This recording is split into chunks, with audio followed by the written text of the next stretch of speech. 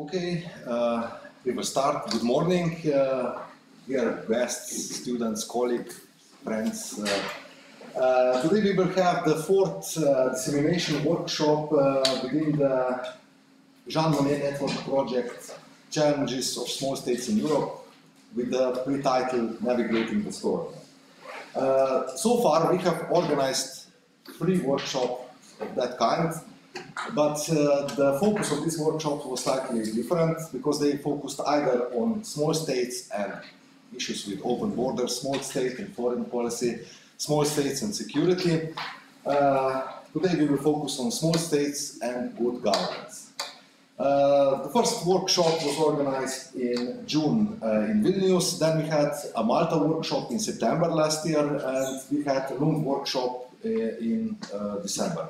So this is the fourth one and the last one within this context of workshops. There are several activities also ahead of us, like organizing a conference that we will have in December in Reykjavik in Iceland. This is to sum up a little bit about the project. Later on you will hear also about details, what is about the project, who are the project partners, etc. But I will shortly now present only today's program. We will have in total 7 presentations, plus the presentation of the project. And the logic of this presentation is that first we start with general topics and general issues, and later on we have some specific issues, and finally we have 3 case studies. The Slovenian case study, we have the Maltese case study, and we have a case study that is somehow mixed between the borders. So issue about on which side of the Schengen border are you, so the neighboring study, let's say Croatia and Slovenia, maybe a case study in this context. But first of all, I would like to invite the project coordinators, University of Iceland, so Pia and Thomas, please present a little bit of the project. Good morning, everyone. Good to see you. And there are so many familiar faces actually in the crowd, which kind of shows that what we do is really nice. We get to meet you guys again and again and see how you are developing your academic career. So great to be back in Ljubljana as well. I'm not going to take a lot of your time. I just wanted to give you a little bit of a background to the project. Basically the why. Why did we even think of trying to do this project and apply for this money and pull together all these partners that we're working with. Like Primoz told you, it's a Jean Monnet Networks project, so it's funded by the European Union, but it has to make sense, of course, then for the European Union that we're actually getting the money to do this. So the title of the project says a lot, Navigating the Storm. What storm, you might ask? Well, we're, of course, talking about the current political turmoil, if you like, in Europe. And that really poses unprecedented challenges to small states in particular. And we see that the larger powers are increasingly choosing to do their work and try to do their wheeling and dealing, if you like, with outside the institutional frameworks. And that's not something that small states really can abide by, because this is the framework that we rely on as a guarantor for our stability and prosperity, really. So studying how the small states fare within the European Union can be very illustrative of how an organized political and administrative framework can empower small states. So that's really in contrast to the playing grounds of the bigger powers globally.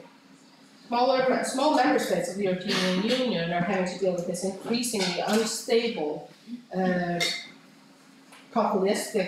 increasingly unstable international scene, I was going to say. And at the same time, public sentiment in many EU countries have become increasingly negative towards European integration and cooperation, with the increasing populistic rhetoric that we're all hearing as well.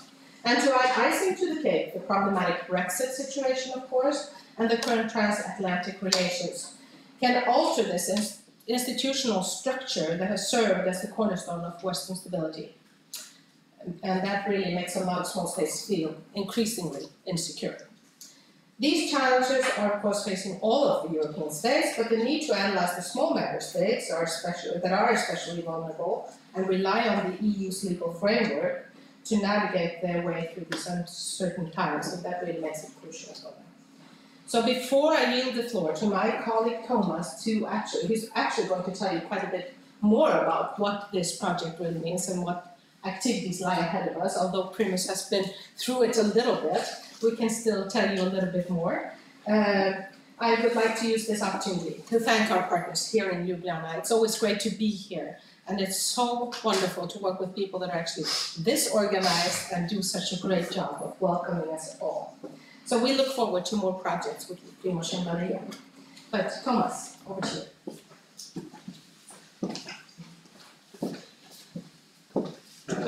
Good morning, my name is Thomas.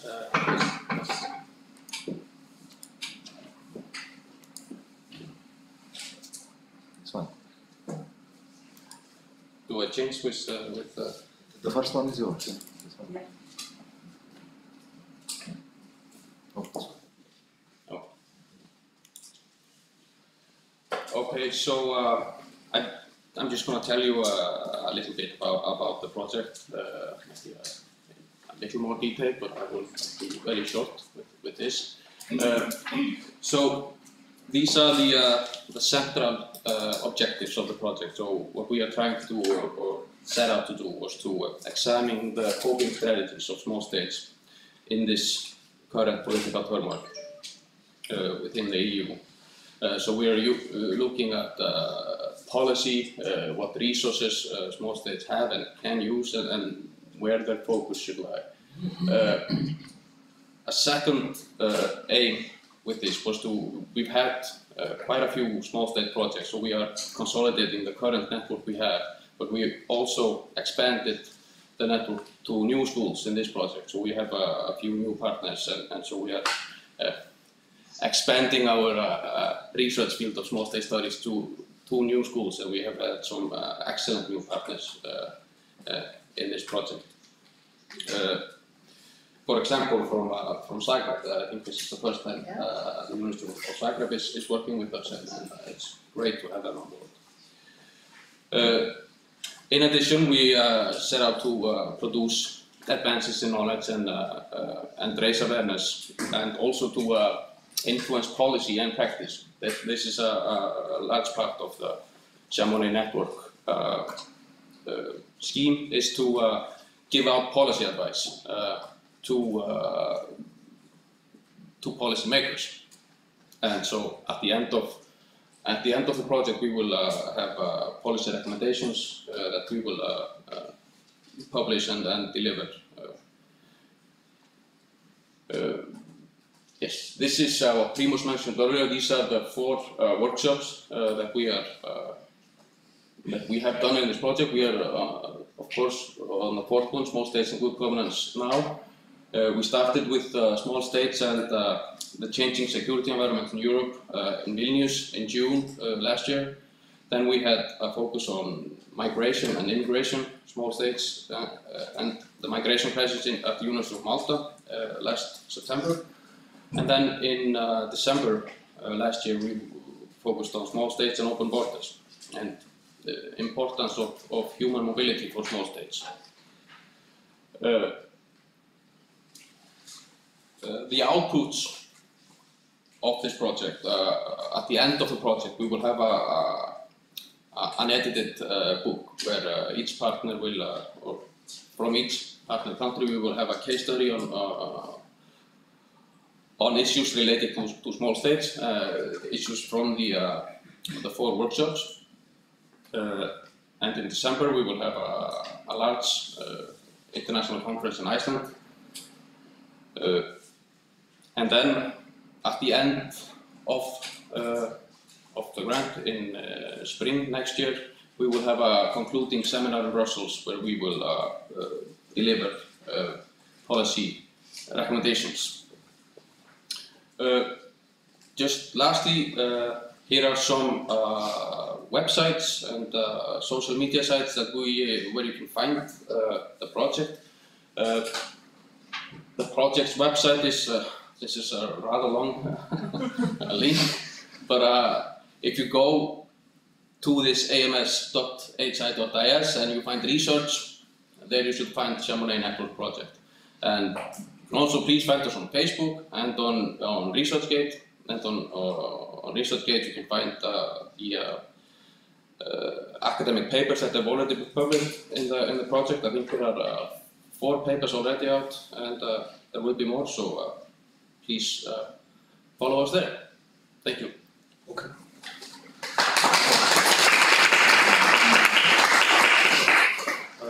Thomas, thank you and Pia, thank you for your presentations. And now we will start with the program, with the presentations. In this first part of today's workshop, we have 3 presentations.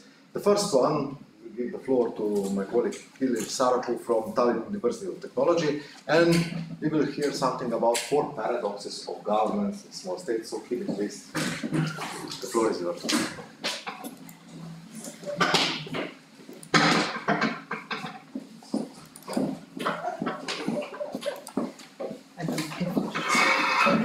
Good morning. So what I will try to do to outline some intrigue for ourselves for this morning, because I think that we have many exciting presentations ahead of us. So I will try to outline some ideas, perhaps challenges, intrigues, what we should or we could discuss, and why we should discuss governance in small states at all. Why is it relevant? So what are the issues that we should be thinking of? I don't know how many of you have been more in depth with the issues of small states, or going through a small states course, or attending one of the summer schools that there has been on small states. I know that few of you have. Yeah, because if you go into discussion and literature on small states, then the first thing that you see is the question, what is a small state? And there are many different answers to that question, what is a small state? There is one perspective says that small states are mostly small powers in the international arena. There is other perspectives that says that small states are mostly small domestic markets that have some special characteristics. And we have a perspective that says that the small states are small public administrations, or that small states are most of all small societies. And if you try to find defining that criteria for every perspective, then you will see that this something that we study the small state is very different in these 3 perspectives. However, good news is that there is a common understanding that the size matters, and however we define it, there is a reason to look into the size of states and into small states, because they are specific and different for some reason. And the other good news is that all of those different perspectives are interested in public institutions and policy making. Because if you think of small states in international relations, then there is a strong impact how things are organized at home, what are the public institutions, how decisions are made. This influences the capacity, capabilities, the influence of small states in the international arena. In the same way, the operation of domestic markets is dependent on the public institutions and policy making. The perspective on small states as small public administration is focused on public institutions and policy making. And the small society is something that is creating context for all of those different issues. So the size matters, and if we take interest in public institutions and policy making, then we see that the most important criterion for defining the size and understanding the function and impact of size is the size of populations. So the smaller the population of the state, the more you can expect to see certain specific traits of small states. And there are 2 reasons for that.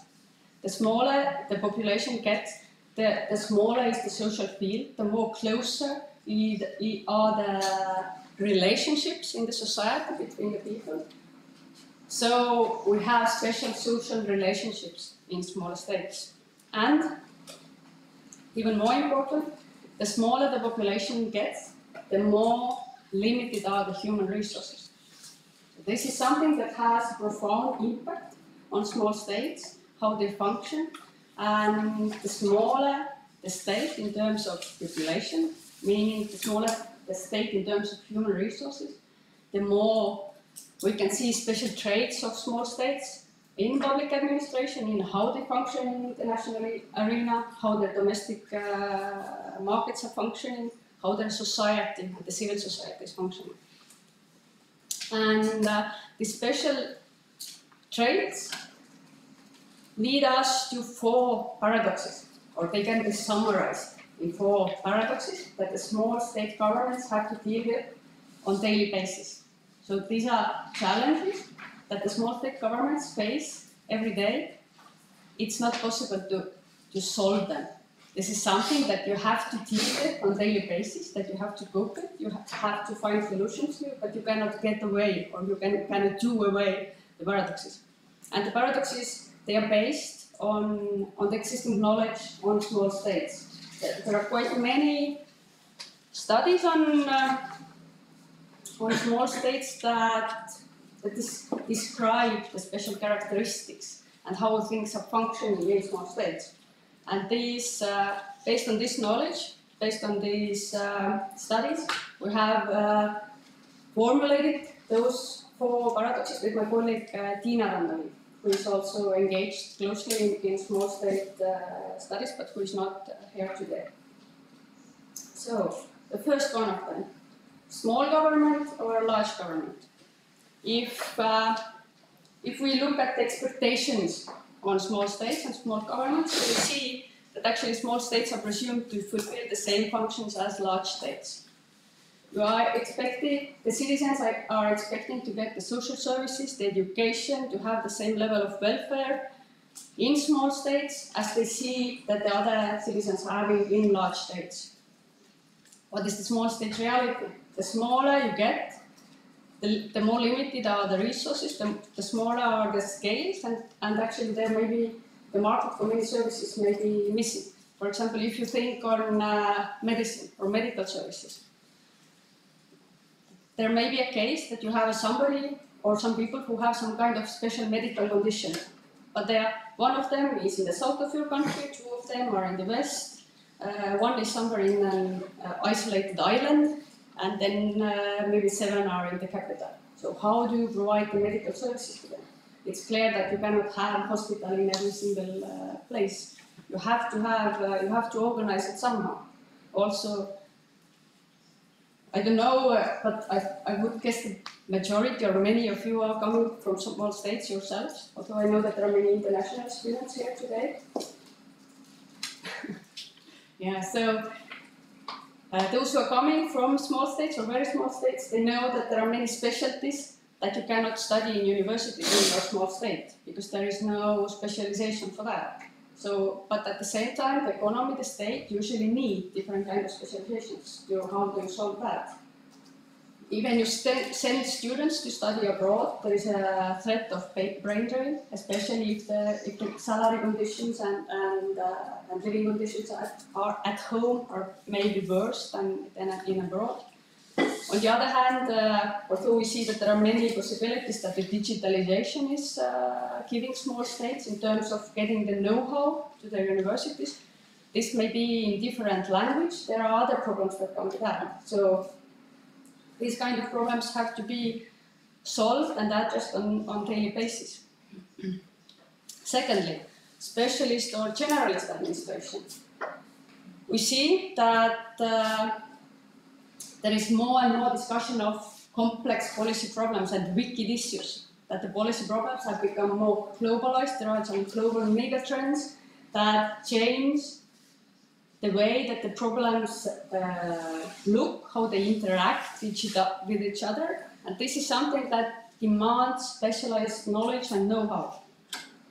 When we look at the small state reality, we see that small states, especially the ones with small populations or very small populations, tend to have small organizations and lack of expertise, because there is less room for specialization in small states. The organizations tend to be more multifunctional, that that single organizations and single positions have to deal with many different policy problems or many different steps in policy cycle. So the small state reality forces civil servants toward being generalist administrations. This means that they have often a bigger picture of things. It is easier to relate different problems to each other, but there is often a specialist know-how missing. Or, in the other case, when there are some rare specialists or experts, then the system is dependent on them. If they leave, then there is a gap and some problems. There may not be capacity to solve some problems anymore. Or if you think of, for example, ministry having one person who is the only one in the organization who knows specific aspects of international law, for example, in the policy field. How do you make him or her accountable? How do you control them? How do you manage this kind of expert? If nobody else in the organization has any idea what is actually the contents of the work and the knowledge that is needed and how the work should be done. Formal versus informal governance. We see that if you look at the descriptions of good governance and understanding what is good governance and how should governance look like in a democratic state, then we see that what is expected is transparency, predictability, neutrality, and equality.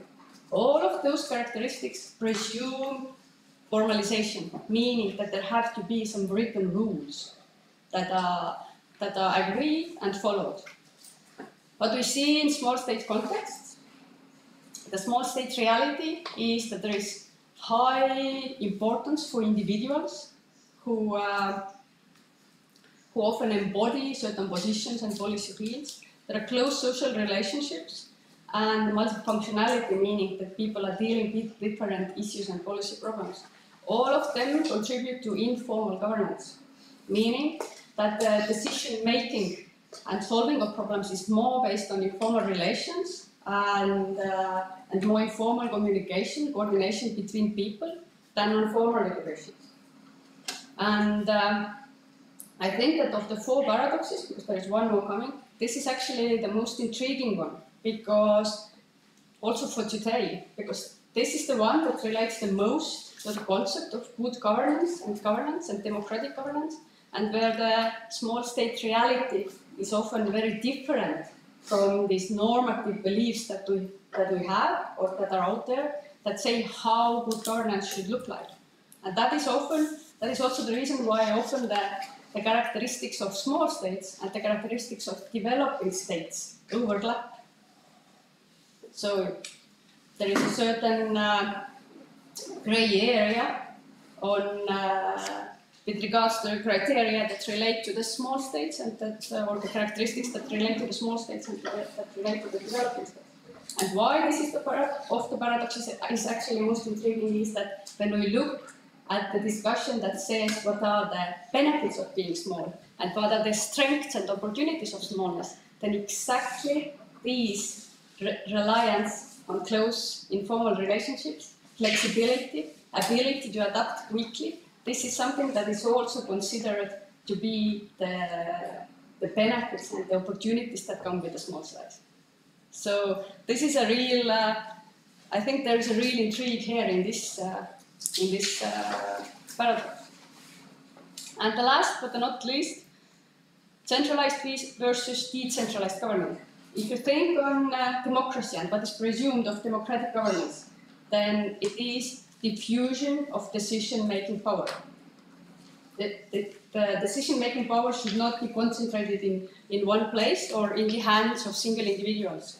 What we see in small states is that there is a strong pressure to centralize because of lacking economies of scale, like in the case where we have rare medical conditions that still need to be treated. It's clear that you can have one or two centers that have necessary competence to deal with these. So there is a strong pressure for centralization. Also, in interacting with limited resources and personnel, we see that actually there is a strong pressure towards centralization, and even if things are decentralized in regulations, then because of the importance of individuals and high importance of single leaders or very strong personalities, actually often these are the ones who make decisions, and so in practice the decision making is in the hands of few people or few organizations. So these are the 4 paradoxes. So what? What should we make with them?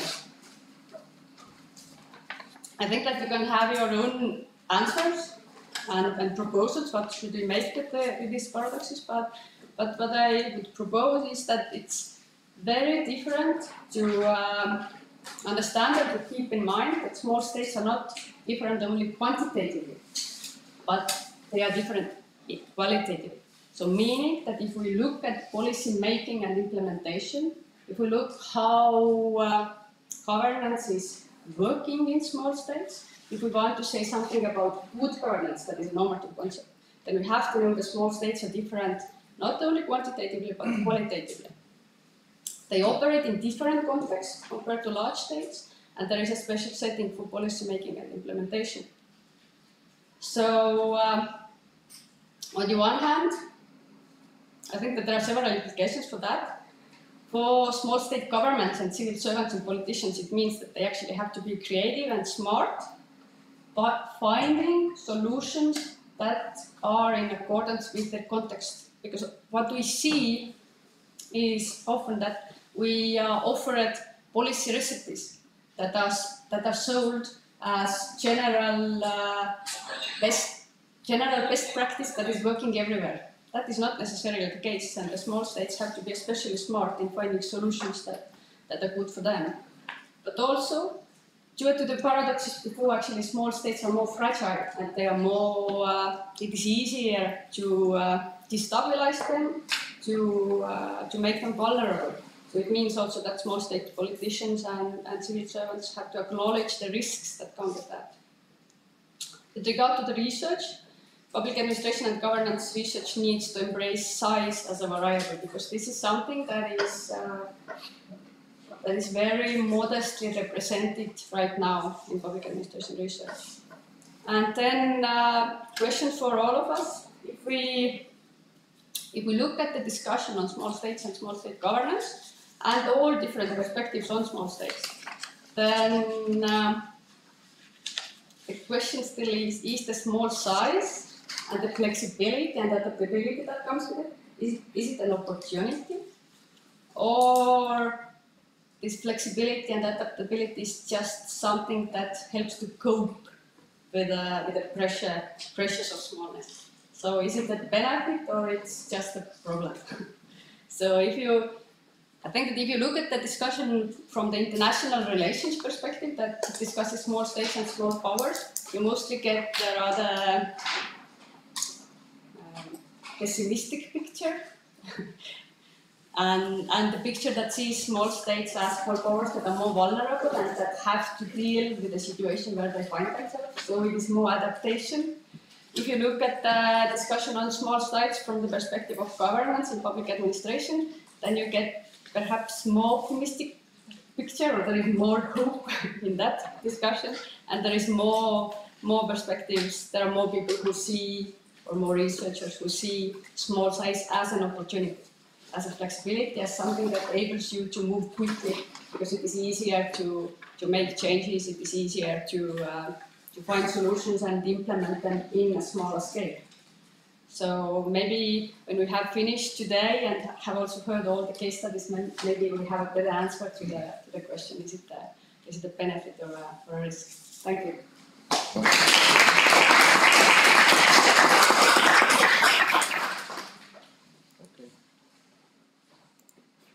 Thank you for your presentation. We will have question and answer session after all the three presentations in this first part are actually delivered. So we will continue now.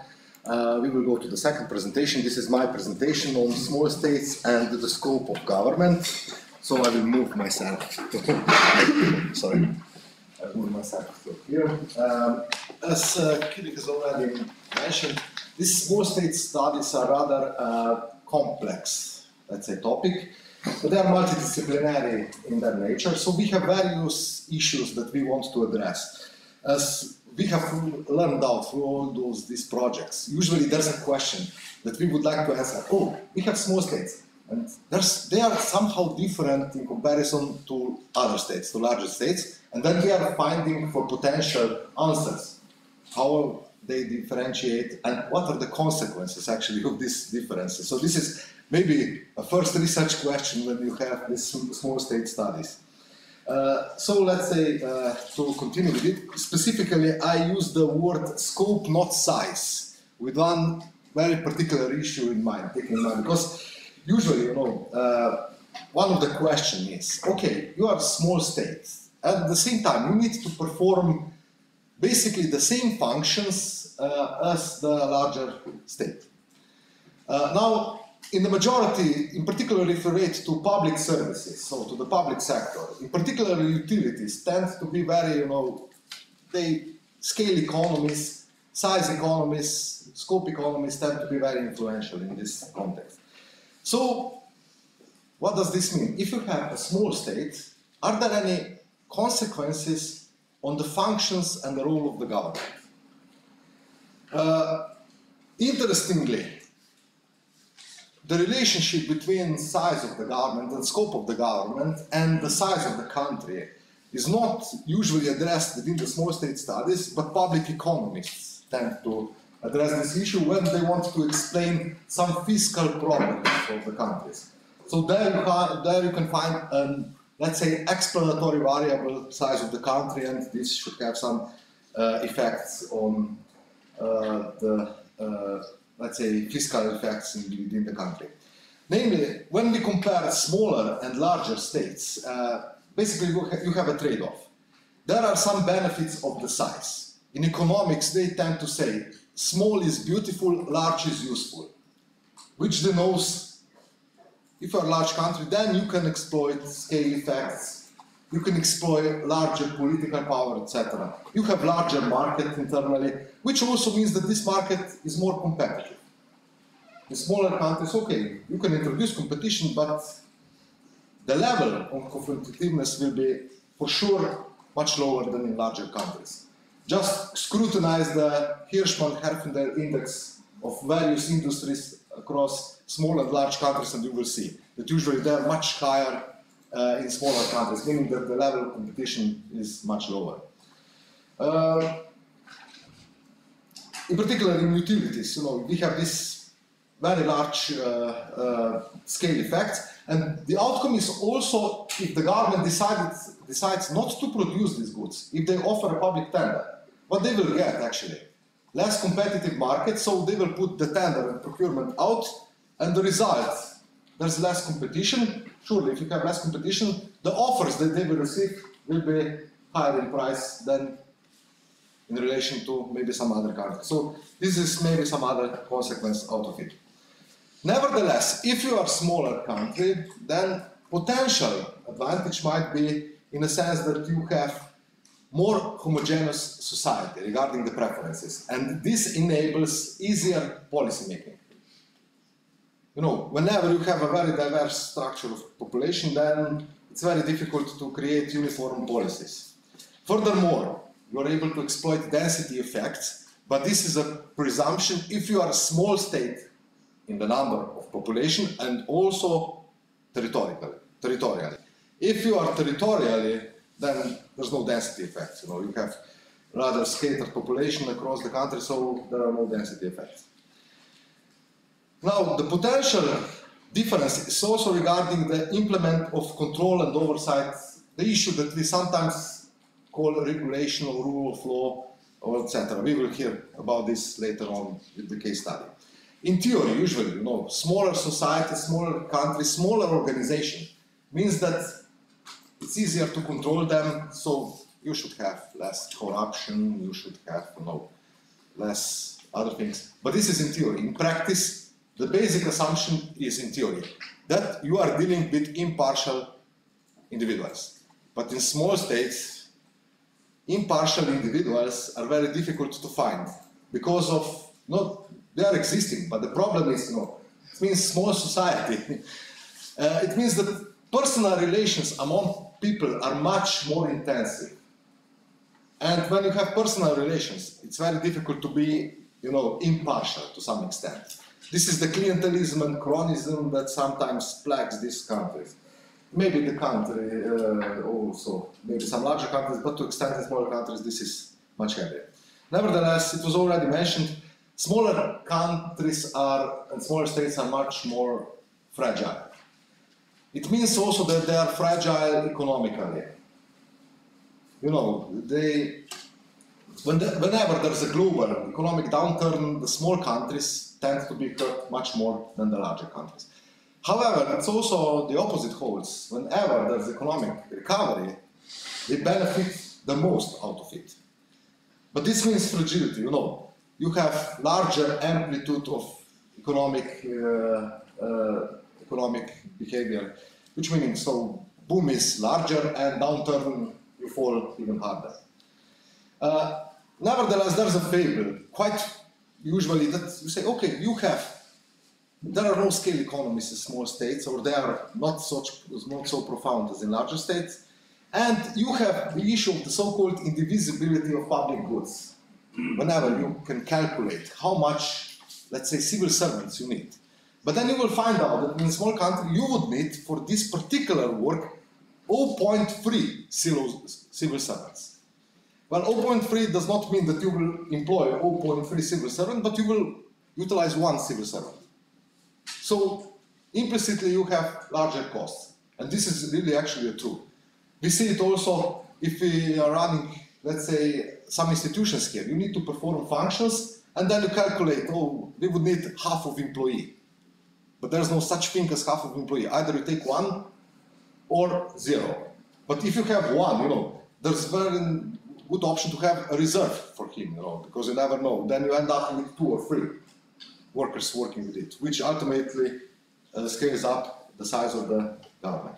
So there's a fable. Okay, there are no scale economies. So maybe the small countries, small states should be costlier to run in comparison to larger states. So this should reflect in size of the government. For now, just size of the government, because this is quite common fable in the literature so far. So usually the authors are not addressing the other sides of the scope of the government.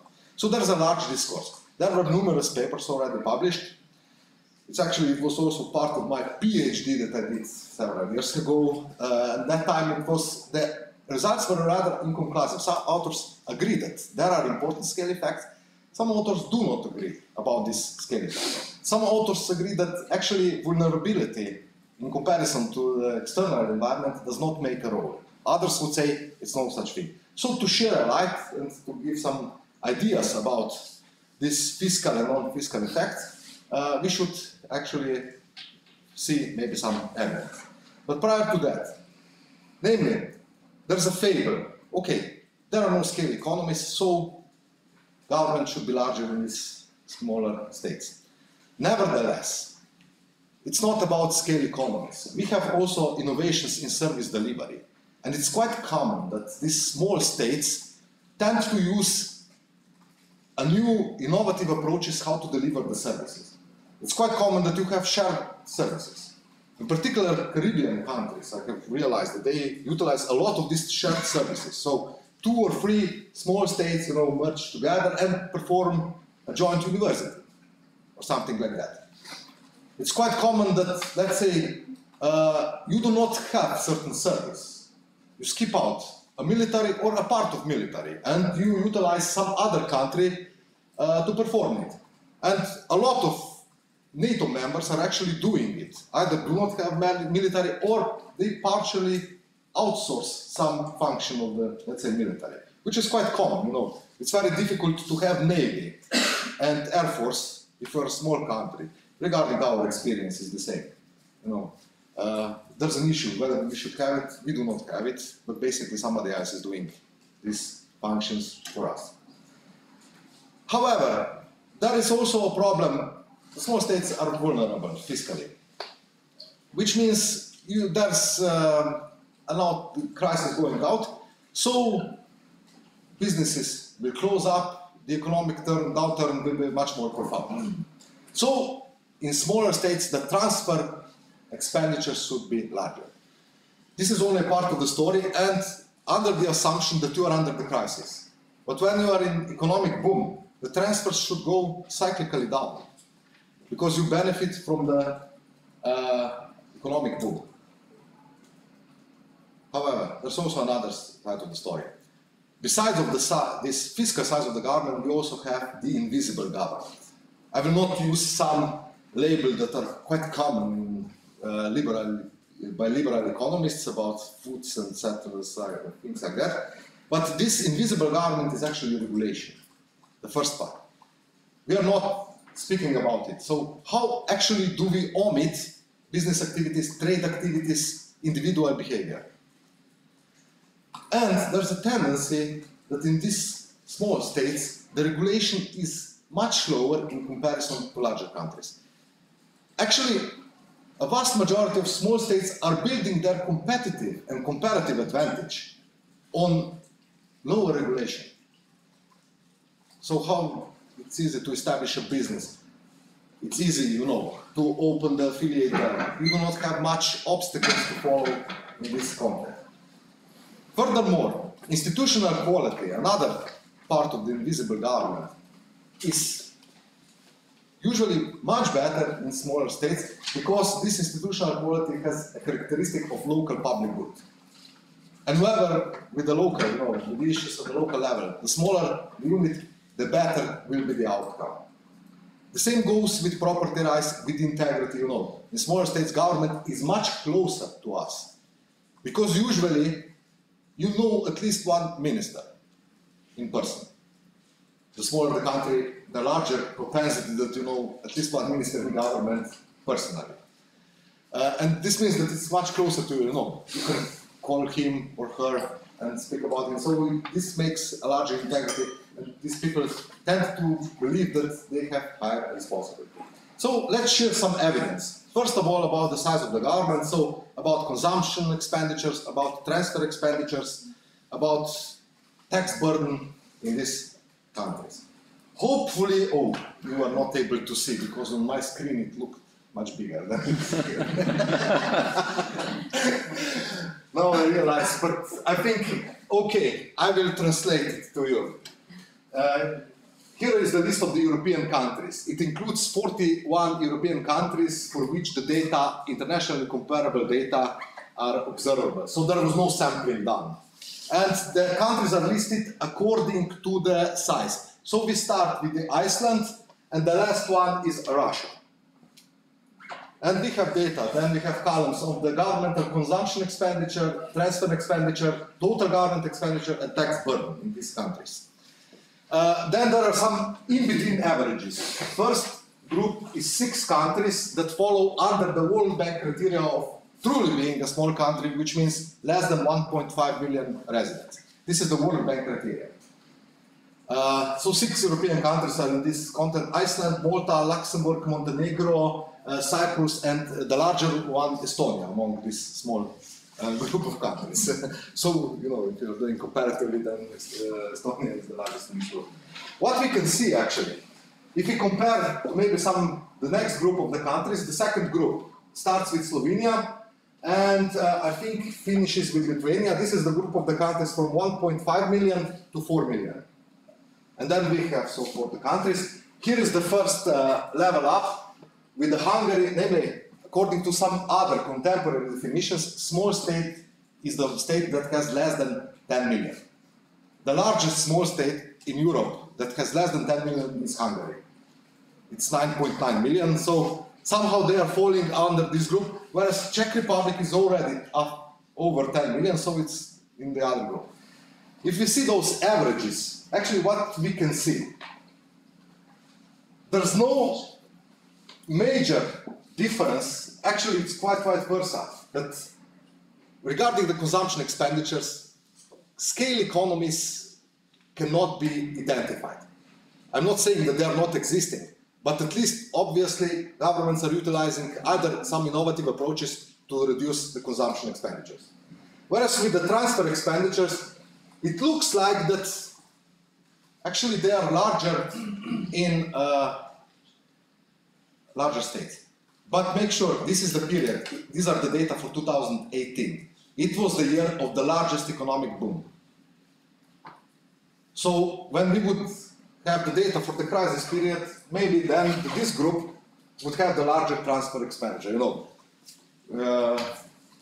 companies went bankrupt, and this means that much larger population has, you know, social problems, and you need to deal with transfers, also with the subsidies to the corporation. So basically, regarding the evidence, so far for this first stage of the research, it's actually very difficult to say something about that. Nevertheless, you need to perform a very decent econometric analysis to have results, but even then the results might be biased depending on the model that you use. But this is for the further stages of the research. Another option is actually here that we need to be very careful. If we speak about the size of the country, not to mention Europe, even in Europe we have problems how to measure the population size, because in some countries, you know, they might include population that is technically in other country. Here we have some comparative data, you know, it's very difficult to include, even for instance, we include Israel, but here the data is Israel in 1970s, 1967 borders, you know, it's not including some other data, so it's, and also some other countries. So it's very difficult, some countries might follow in category lower or higher category. Now to the invisible side of the government. Here we have used some international data that are comparable on the amount of regulation, on the level of investment freedom, on the level of judicial effectiveness, on the level of quality of legal system and property rights, and the level of governmental integrity. Here the higher values tend to mean the better. So the higher, let's say, figure for regulation, this means that it's lower regulation in this context. What we can actually see here, a clear advantage of smaller states. So regarding the integrity, the level of integrity in those countries tends to be higher. Property rights tend to be better. Judicial effectiveness tends to be better. Investment freedom in particular. This is usually the comparative advantage of those states. And even the regulation.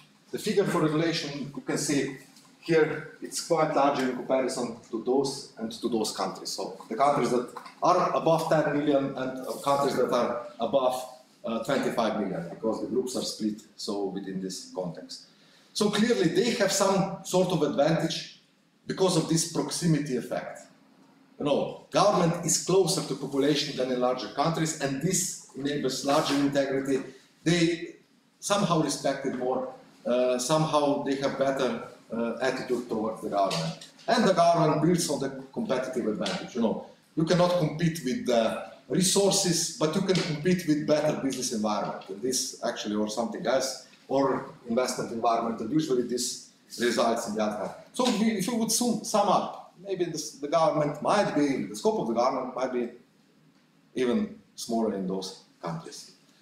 Okay, this is some figure just to see. This is the total population of the available data globally. So for 183 countries, and clearly we can see the negative relationship, meaning larger country means lower governmental integrity. It's also fiscal, it's also economically validated. So, but here it stops here because, you know, you have country that has almost 1.5 billion residents, and the graph would be extremely, you know, large if we would do so.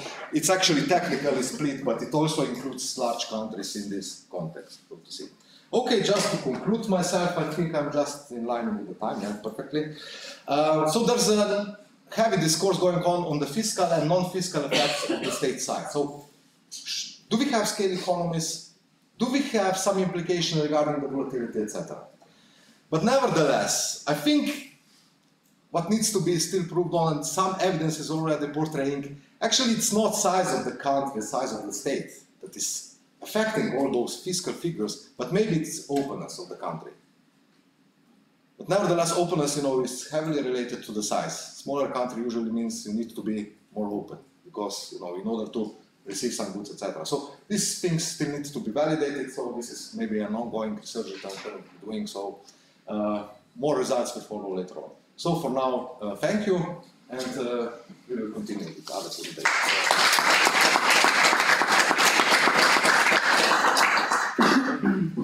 So now, my other role here, we will continue with another presentation. Small state studies are not limited just to small states, so we have speakers also from large states.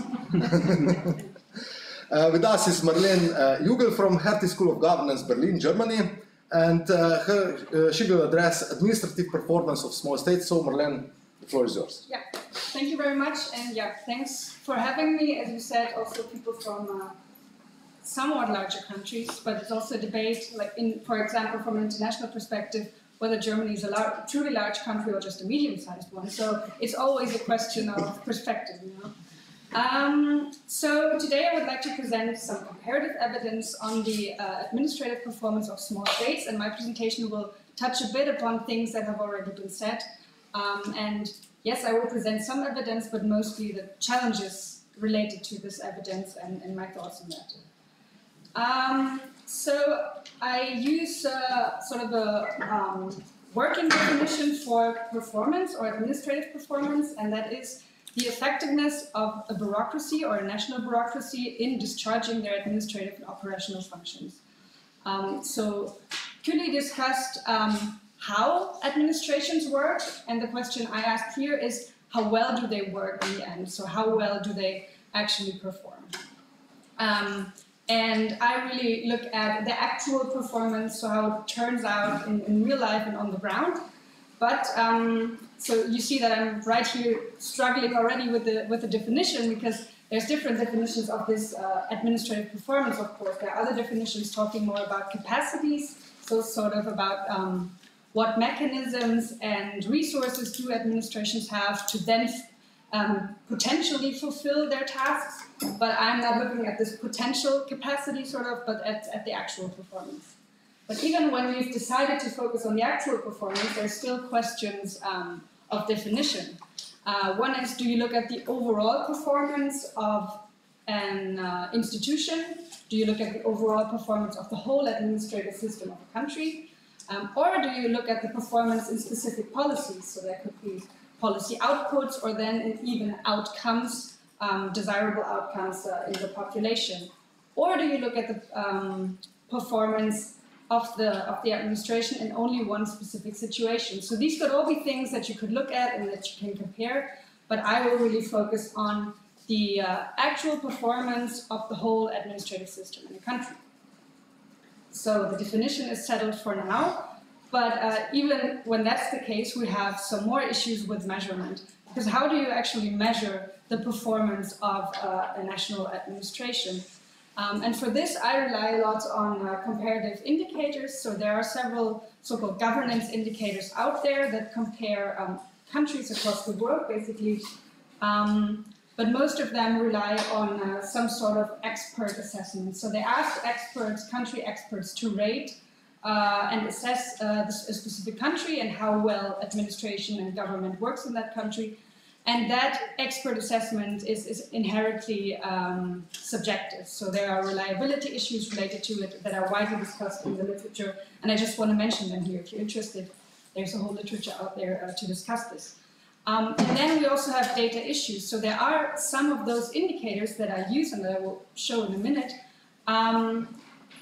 But sometimes they're not measuring exactly the concept that you're interested in. So that is one problem. And then there's always the question of data availability, especially for small states. So even when you have comparative indicators, very often they leave out small countries, either for some dubious reasons, say, oh, we're just not interested in countries smaller than a certain population size, without really giving a reason, because that's not a reason, I would say.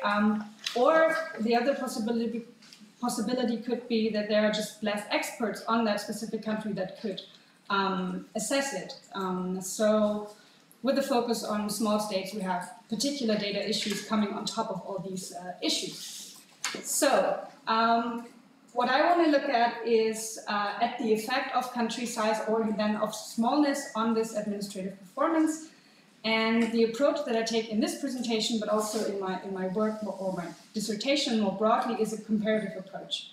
So I think that when we want to look or find out what the effects of smallness are, we really need to compare a variety of small states, so different small states, but I argue that we need to compare them to larger states as well, because whatever similarities we find among small states, how can we be sure that it's really smallness and not something else that is the cause of that? So I always argue that we should compare them to larger states as well. And then I don't want to go so much into the theory part, so how smallness actually affects performance, because especially Kuli has talked a lot about that. So we can think of different sort of mechanisms that connect a small country size to performance, so that it could, like the smallness could have positive or negative effects through lots of mechanisms that we've already discussed. So there are no economies of scale in smaller states. They are not able to, or less able to specialize and maybe professionalize on certain services, which would have a negative effect on performance. But we can also think of some effects of smallness that are more positive. Small states and small administrations have flatter hierarchies, a more informal coordination. Really just pointed to that paradox, and so that could lead to quicker communication. So here we could think of a positive effect. So there are these competing sort of theoretical ideas, and I just want to present some, well, empirical evidence. So first thing is this. We see a scatter plot that looks at, well, do I have it? Yeah. So down here we have population size, but just as Primož has said before,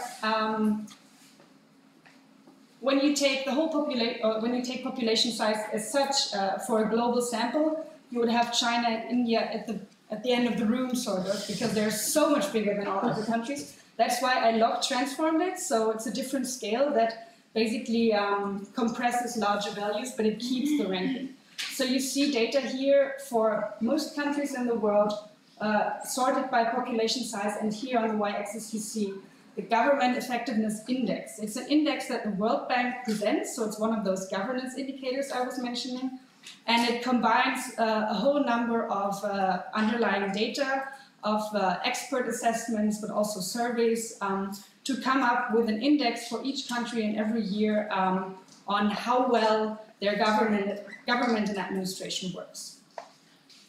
And here, the vertical line is a 3 million population threshold that I've just used for now, because we're here, and to include Slovenia into the group of small countries, I chose the 3 million, but that's always debatable, of course. So what do we have? When we look at the sort of the left side of the graph, the smaller countries, we see that for some reason Andorra and Liechtenstein score very high here. But also then Luxembourg and Iceland, and also Slovenia is actually quite high here. But not all small countries score that high, so high means a better performance, obviously. We have countries like Tuvalu, very small and just a bit like lower performance, or here Guinea-Bissau, a country in Africa, and it performs really, really like low. So we see there's really a variation going on among small countries, and there's not sort of one conclusion we could draw. However, when we look on the right-hand side in the larger countries, we see even more variation, so they're spread out even more. And we see actually Singapore up here as the front runner for 2017, so in these data. And now the question is Singapore, is that a large state? And intuitively I would say no. So this brings back the question of thresholds. So what do we really gain from this threshold?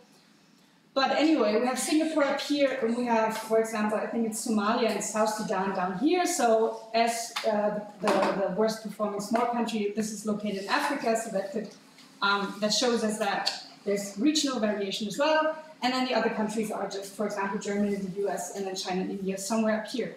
What do we learn from this very diffuse picture? When we take the average of each group, so the dotted line is the average of small countries and then of large countries, they're very close to each other, right? We could say, okay, the average for small countries is a tiny bit higher than the one for large countries. So could we conclude that small countries perform better? It's a bit difficult.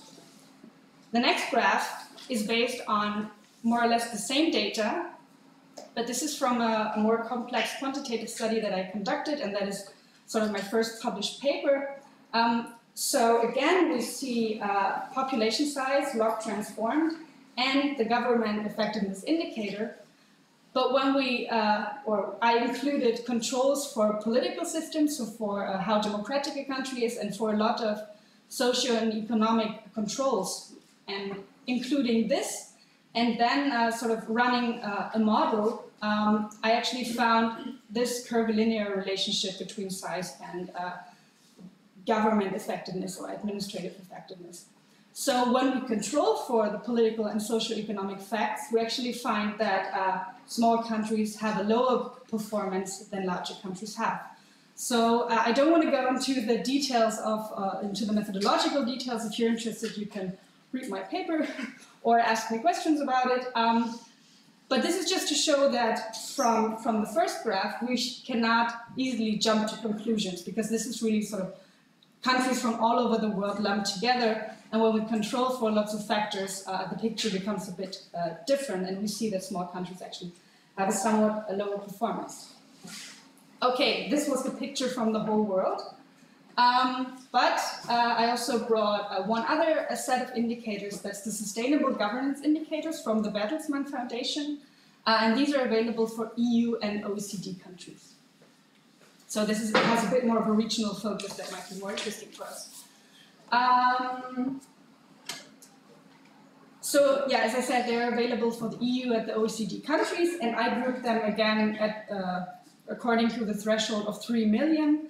So we have the small states here, I named them all, and we have some summary statistics for the small states, and then we have the group of large states down here. So that includes 33 large states and 8 small states. What do we see? So I brought 2 indicators, and the first one refers to the concept of capacity.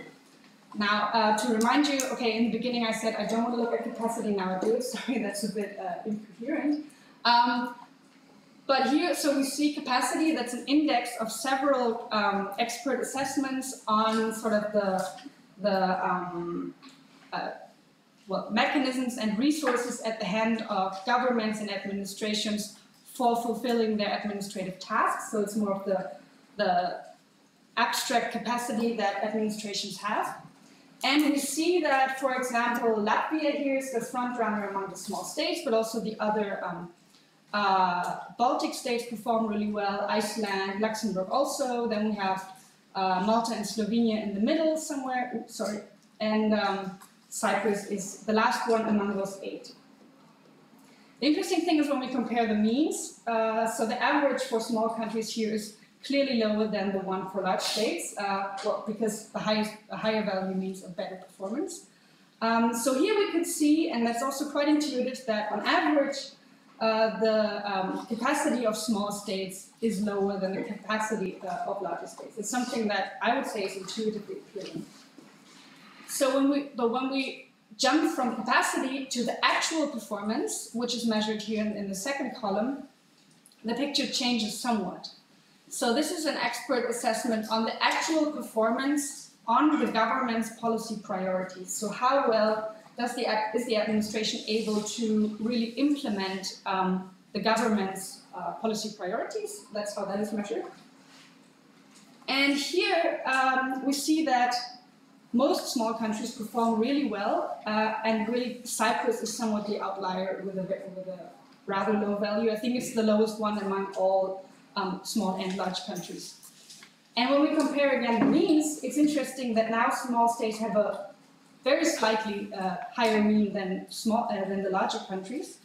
And I find that really interesting, that somewhat the relation changes from a somewhat lower capacity for small states, but a slightly higher performance on average. So these are all very sort of very abstract and average just claims that I can make. But I find that really interesting, and I think it hints at some sort of coping mechanisms that must be at work, so that states that even have like a somewhat limited capacity are somehow able to overcome these limitations and perform actually quite well. Okay.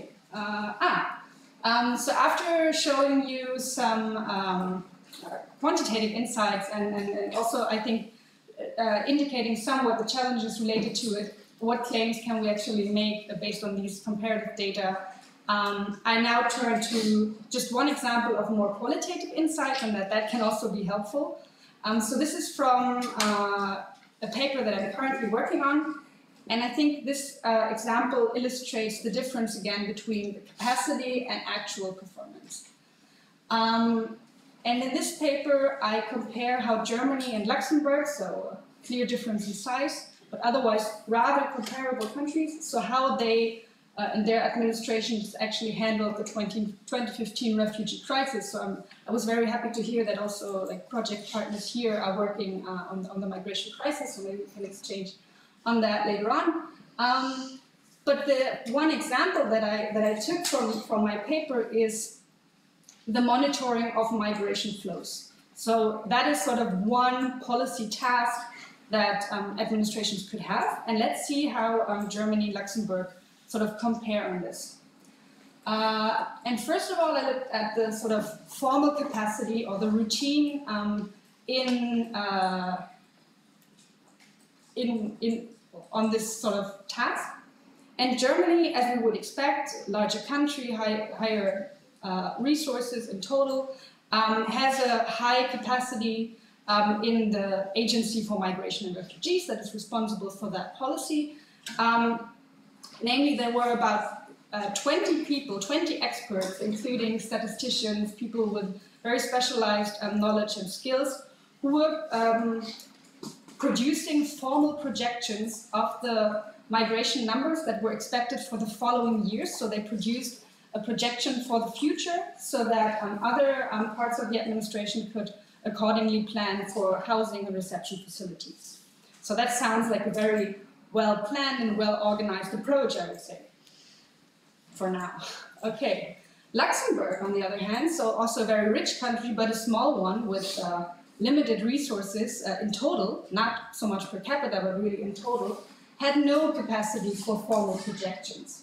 There was a responsible agency, OLAI, but they never did projections. They just said they didn't have sort of the manpower to do that. So for the capacity, Germany clearly ranks higher. But how did that actually turn out in the actual crisis? So I would say that the crisis started unfolding in around spring and early summer of 2015. So that's when more and more migrants arrived across the Mediterranean, and it became more and more clear that they would come to Central and also Western Europe. Now, the highly specialized experts in Germany, they were aware of the worsening situation. They were aware that more and more refugees were leaving refugee camps in the Middle East and crossing the Mediterranean, but they were reluctant to include this in their projection for some reason. So they sort of wanted to play safe, and they weren't sure, or they did not include this information into their projection, so the projection for 2015 was wrong. That was a very big topic in Germany, and so all of the following planning for housing and reception facilities sort of was not appropriate anymore. And I have one quote from an interview from an official from that agency who said, "You don't know whether such a wave of refugees is steady and if it will go on or possibly end. This means that the usual procedure is for everybody to wait for the time being, so you wait and see." I found that a bit strange, but okay, there was that. How did it work out in Luxembourg? Well, there were no capacities for formal planning. Instead, all the actors involved more or less in the policy field of migration and refugees, they individually made sense of the situation. So they said, yes, we all read international media reports. Everyone was sure that quite a high number of refugees were also coming to Luxembourg. And one official said to me, it was clear that a high number would come to Luxembourg at this time, or at this point, we had to react, not wait.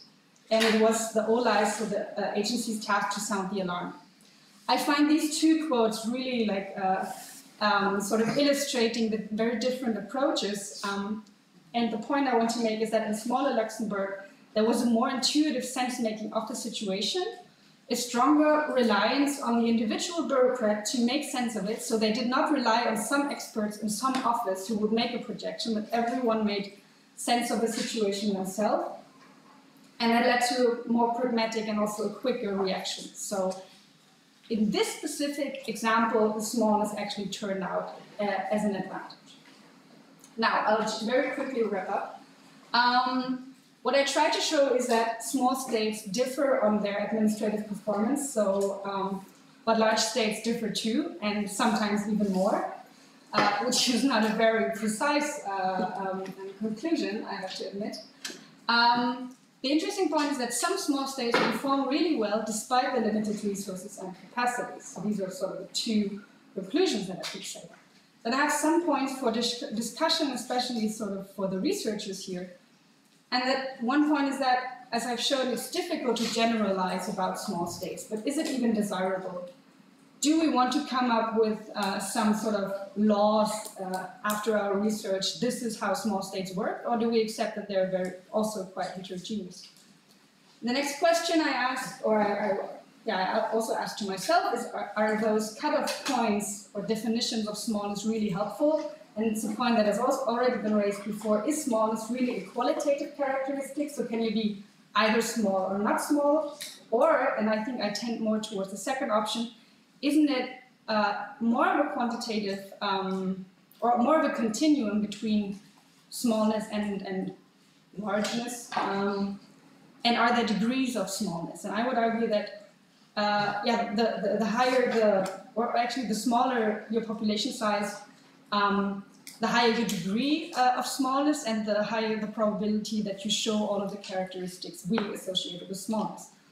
The next point is, and that's something that I've been asking myself over the last weeks while I try to finish my PhD dissertation, do we really consider smallness a causal factor? So is it smallness that causes all these characteristics we talked about, or is it a proxy for something else, for resource scarcity, for homogeneity maybe? Or is it just a research field or topic, and we just accept that there is heterogeneity among all these small states in study? And then I have two more questions very quickly for future research, and also I think that would be more interesting for practitioners. The first one is a paradox that Tuli also pointed to already. When is smallness actually a blessing and when is it a curse? Or say, when do the positive effects outweigh the negative ones? And the second question is, how do successful small states make the most of their limited resources? So what can we learn from them? And sort of what policy recommendations can we give to other small states to increase their performance? Thank you.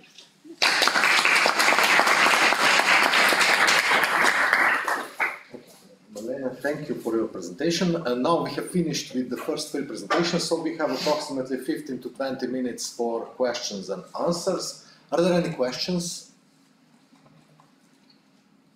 Not yet, but I will break the ice. So I will start with, I have a question for Kili. You were mentioning in your, I think it was the third paradox about informal governance.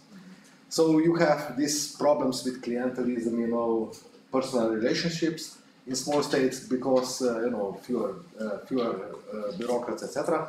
What are the remedies? Do you have any suggestions of the remedies? How to, you know, solve this problem?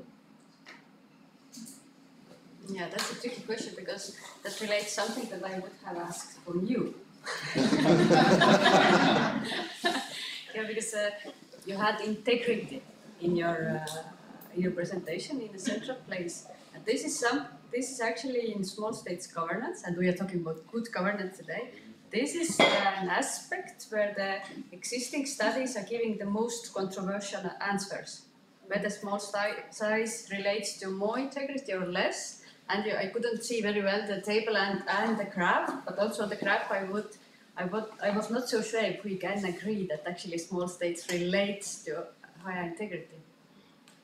With regard to the remedies, if you look at the discussion on corruption and integration or integrity, then actually the remedies tend to be mostly related to having institutions and regulations, rules.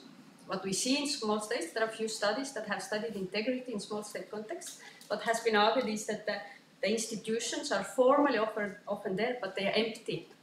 So they formally exist, but informally they are not followed.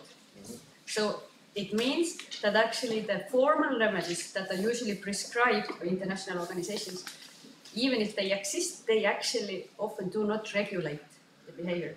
So it means that there has to be something else, and probably the answer is values.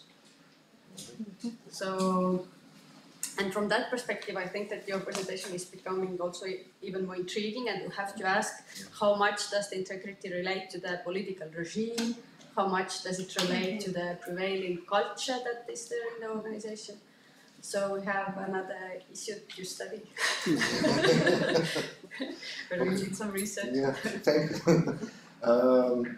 Any questions now? Yeah, well, please stand up. For Professor Pertzin, I have a question. You mentioned in the end openness of the government. No, of the country. Of the country, Yeah. but of the government at the end. Yeah. Am I right? Okay. I will answer. And you mentioned integrity because your colleague just made me a perfect starting point. Integrity, openness, but neither of us choose political system like something to compare between small and large countries. There's the political systems, because at the end political systems actually decide will be country open or closed, will some relation exist or not.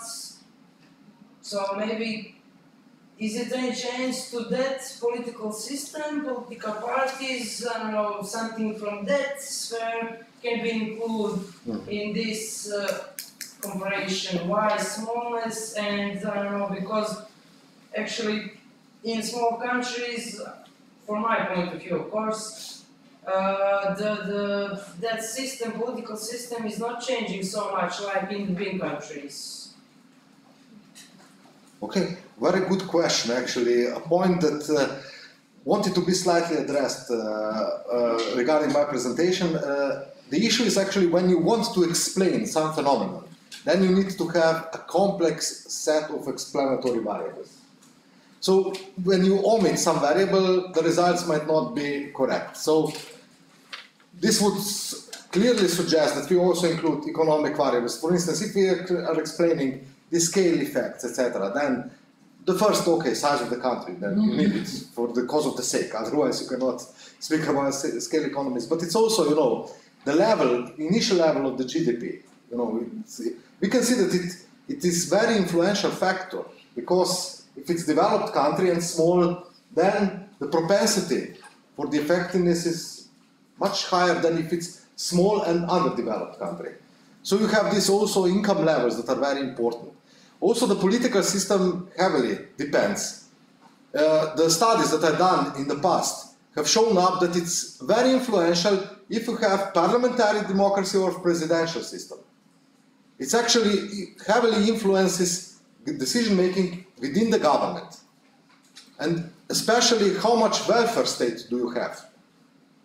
Because in presidential system, you know, you can avoid parliament to some extent, which means you have fewer interests to follow, and it means that you can, you know, reduce this governmental policies to a minimum that you can bargain with the least, let's say, least expensive political option that you need to make an agreement with. So truly, yeah, it's a set of variables that we need to. They were somehow, let's say, omitted in this discussion that I did, but I didn't try to explain. I just wanted to show some correlations. But this is, you know, a point for a further research.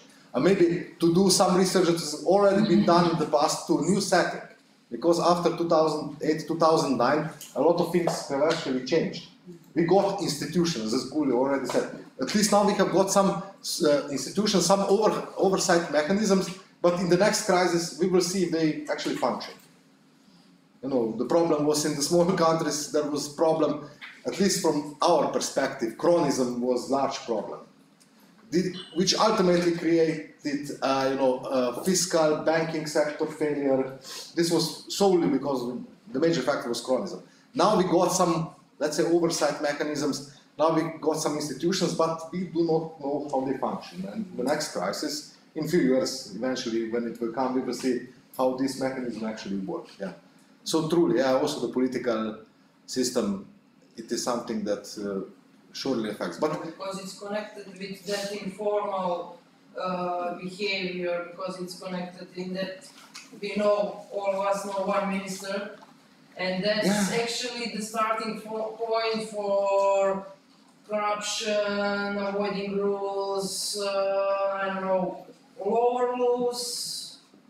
So it's kind of way to pass by the laws and then make worse, not better. Yeah, so this creates, because the theory is, it was already mentioned, the theory is whenever you have impartial individuals, but we do not have such thing, it's very difficult to say.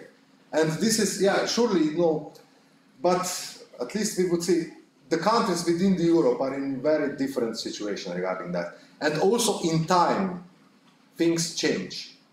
And regarding the corruption, these indexes that we were speaking about, they tend to be heavily biased, usually. Whenever there's a public feeling that something is going wrong, the data will show this amplitude heavily. People might state, okay, we are not corrupted society, but when you will have 5, 10 cases discovered, then you say, oh, we are entirely corrupted society. So they tend to be rather soft measure. They are measured because they use the same input, but the same methodology. But the problem is what you give into this system. And if it's biased data, then you have also biased results to some extent. So it needs to be slightly. But the corruption is not limited solely to smaller countries. It's easier to observe it, but we have also the cases in larger countries when there's heavy corruption, but they need time to discover it, Yeah, usually here it's easier to discover it because, we know each other better in smaller societies, so when somebody standing up, oh, something wrong is going on, whereas in large society you're not observing this kind of phenomena quite easily, so this might be the case, yeah. Okay, thank you for the question. Any questions? I would have a question. For whom? For Ms. London. The methodological part was already touched before by Professor Hudson, so I'd like to keep on that. You said that it's not good to always compare just among the small states, but however, compare the large and the small states. But that's quite a daring research, I would say, right? So I'm wondering what kind of sample are you working on? Because we know that not everything that we can compare is comparable. Yes, that's a very good question and actually a very abstract one. And I hear that a lot. We can only compare things that are comparable. But the other thing you could say is, how do you know that things are not comparable when you don't compare them? Right? There's the saying, you shouldn't compare apples with oranges. But when you never compare them, how do you know they're different? Right? What is the value of comparing an apple to an apple? And then that's not just me who came up with that. That's actually Giovanni Sartori. I don't know if you're familiar with him. So political scientist some decades ago. So and yeah, of course, that could be a discussion that we can have. Is it really desirable to compare to larger states? But I would say yes, because yeah, as I said, it's to really find out what's the thing that sets small states sort of apart. That is really characteristic and really coming from small size. I think to get this insight, it's better to compare them to larger states. And then the question, which samples I'm working on.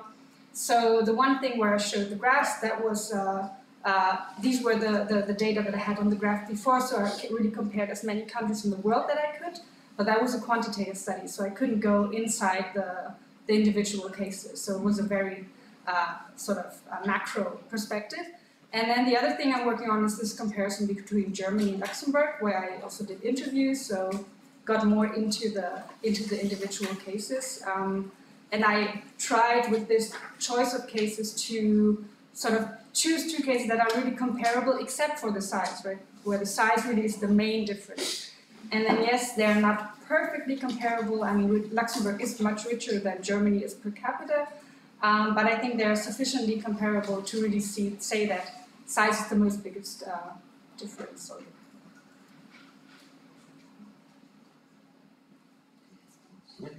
Yeah, so I was thinking on your points for discussion, and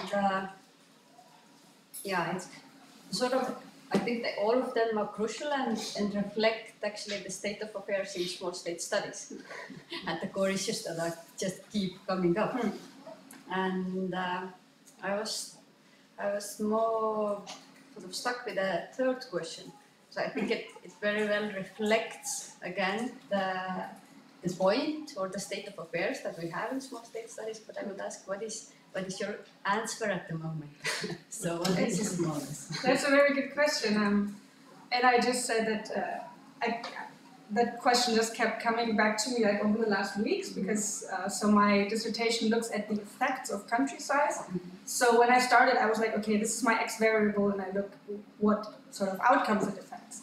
And just now I'm like, maybe it's not really an X variable. Maybe it's not the size that is a causal factor. Maybe it's more, a textual factor or a proxy. So I just had all these thoughts. But so far I've considered it the causal factor. But then, as I've shown on the macro quantitative approach, for example, political factors are actually they predict performance better than the size would. So the differences between democracies and non-democracies are much higher than differences between small democracies and large democracies are.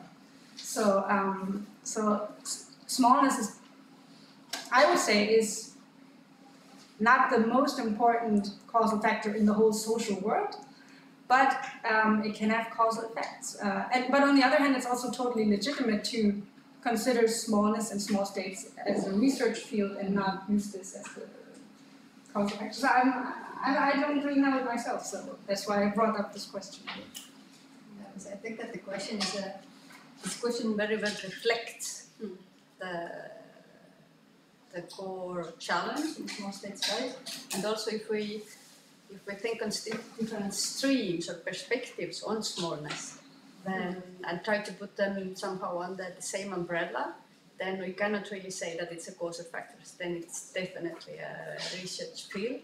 If we take a more restricted perspective, like a small state as a state with small population, then I can more talk about it as a causal factor or proxy for something. But even in that case, we have to agree on definition or some kind of criterion, and again, we know that it's always, yeah, to a certain extent, just dependent on your decision. So, yeah, probably even if for small state studies, it would be important to be able to argue that it is a causal factor. Then actually what we see probably is that we are working on a research topic and a research field that has many aspects, and that is very... Okay. Just a general question to all of you. Do you think that there is increased interest in this kind of research within your field of governance now? Do you think that there's increased interest in looking at small states? Or not? And if there is, why? Maybe I will start with, I will respond a little bit differently. I think that, the research that is going on, it's particular, there are a lot of case studies, and there are, in particularly the national perspective has become very important. I think we were aware, for instance, from the amount of research that is done within our field. Previously, we tended to do comparative research. But now, let's say, national studies have become. The problem is that sometimes it's not those who perform the studies, let's say, and do the case study in Slovenia. They tend to stress, okay, it's a small country, but they do not put the framework of small state within. Actually, when I started to do the research 2 years ago, I stressed, I did some national studies, etc. Okay, it's a small state, but I didn't stress it in the context of small state studies, actually. if you become aware that this is a field of research, actually, I think that a lot of the research that has already been done will be affiliated to it. But now it's something else, but we have a case study, let's say, for some country, which is small, but it belongs to some other study. So I think this is a challenge, actually. If a small state study becomes an independent researcher in the context that it's acknowledged, you know, as a field, then I think the volume will grow up. Simply because of that, okay, we can attribute this research also to this. But now it's something else, but we have a case study of a small state. And sometimes even the small state is not stressed, simply a name of the state. At least this is something that I would probably do. Difficult to answer with one sentence. It's definitely not part of the mainstream in governance studies in public administration.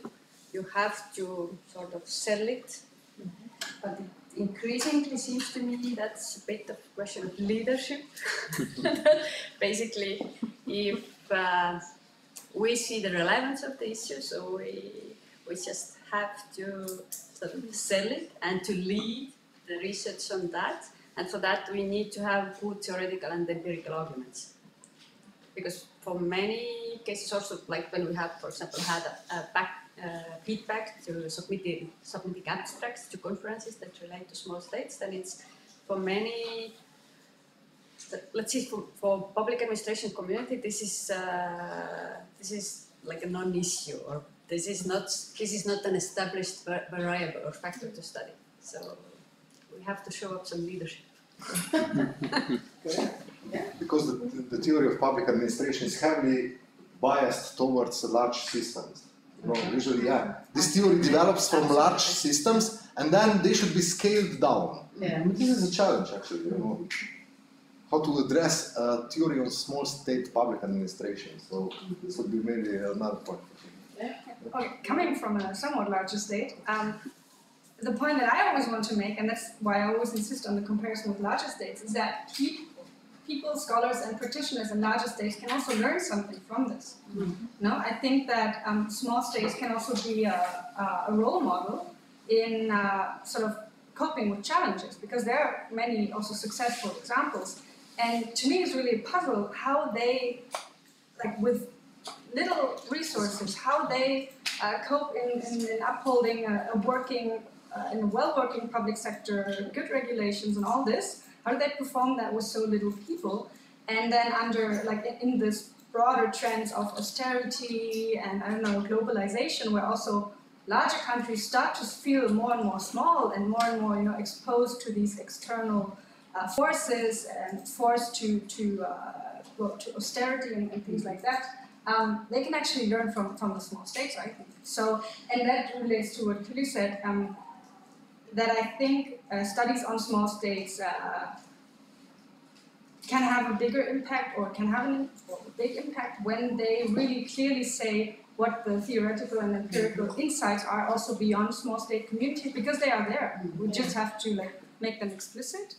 And one other thing I wanted to say about your question was, what is the role or the perception of these studies? What I, coming from Germany, always perceive is that people from small states do research on their own small state very often. And so you can see, sort of from an outside perspective, where, I don't know, where there's this strong community in a specific country. So I always find it puzzling that there is quite a lot of public administration research and case studies about Estonia. And when I want to find something on Lithuania and Latvia, it's just almost not possible. And I always wonder, why is that the case? So that's why, maybe that's a nice closing remark or something. I think events like this are really important, where you also connect to maybe speak with a united voice. But yeah, go on, there's a lot to learn. Okay. We have one more question. It's not a question, in fact, it's just a comment, because I'm not really familiar with small states. I came from Poland, and my speech yesterday was about emerging markets, so huge markets, China, India, Indonesia. So it's really interesting to hear about all these speeches, and just comment, because as I said, I'm from a middle country. Poland is 38 million. So I have to agree, looking to this, all these arguments and discussions, just voicing the discussion. One of the conclusions of Ms. Marlena, is correct, was that it's very difficult for any generalization. And that is probably the right answer because there are similar and different problems. And it's a matter of openness of the country, of effectiveness of the government. So it will be really very difficult probably to make a general conclusion. Because as you said, there are small countries which are really very effective and good and bad patterns. So I think it's not easy to find final on the right conclusion. This is it for now. Now we will have approximately 20 minutes of break, and then we will return for the second part of today. So please, outside the coffee is waiting.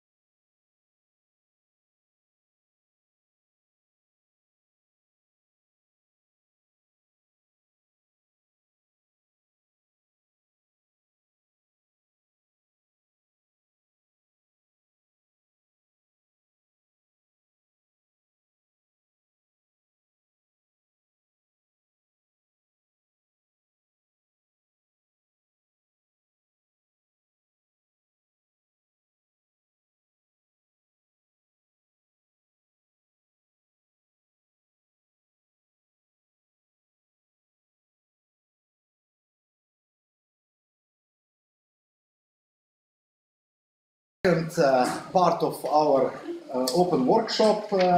Here we have 4 presentations.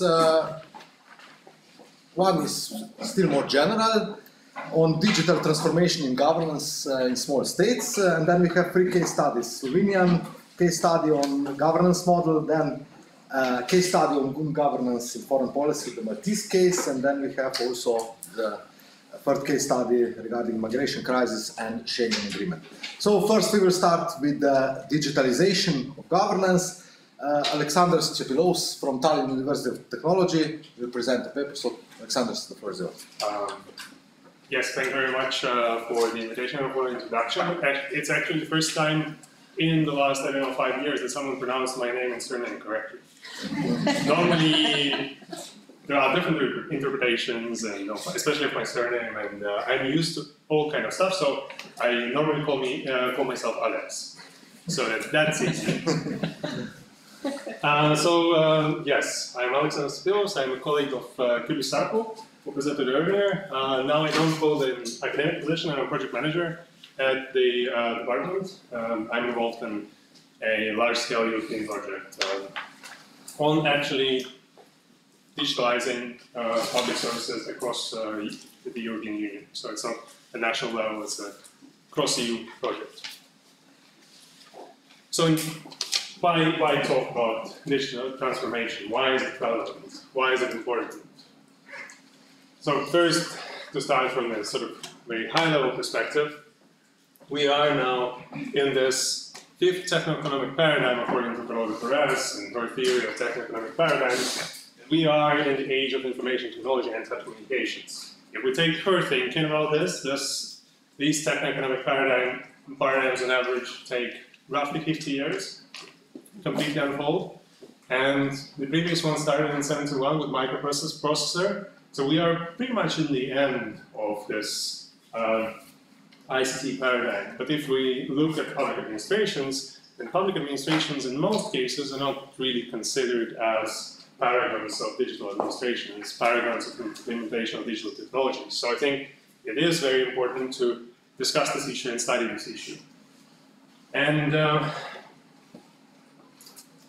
also, it is important to look at digital transformation of governance because of some of the trends that are going on in general in the economy. So the biggest hotel chain now is not Marriott, it's not Hilton, it's Airbnb.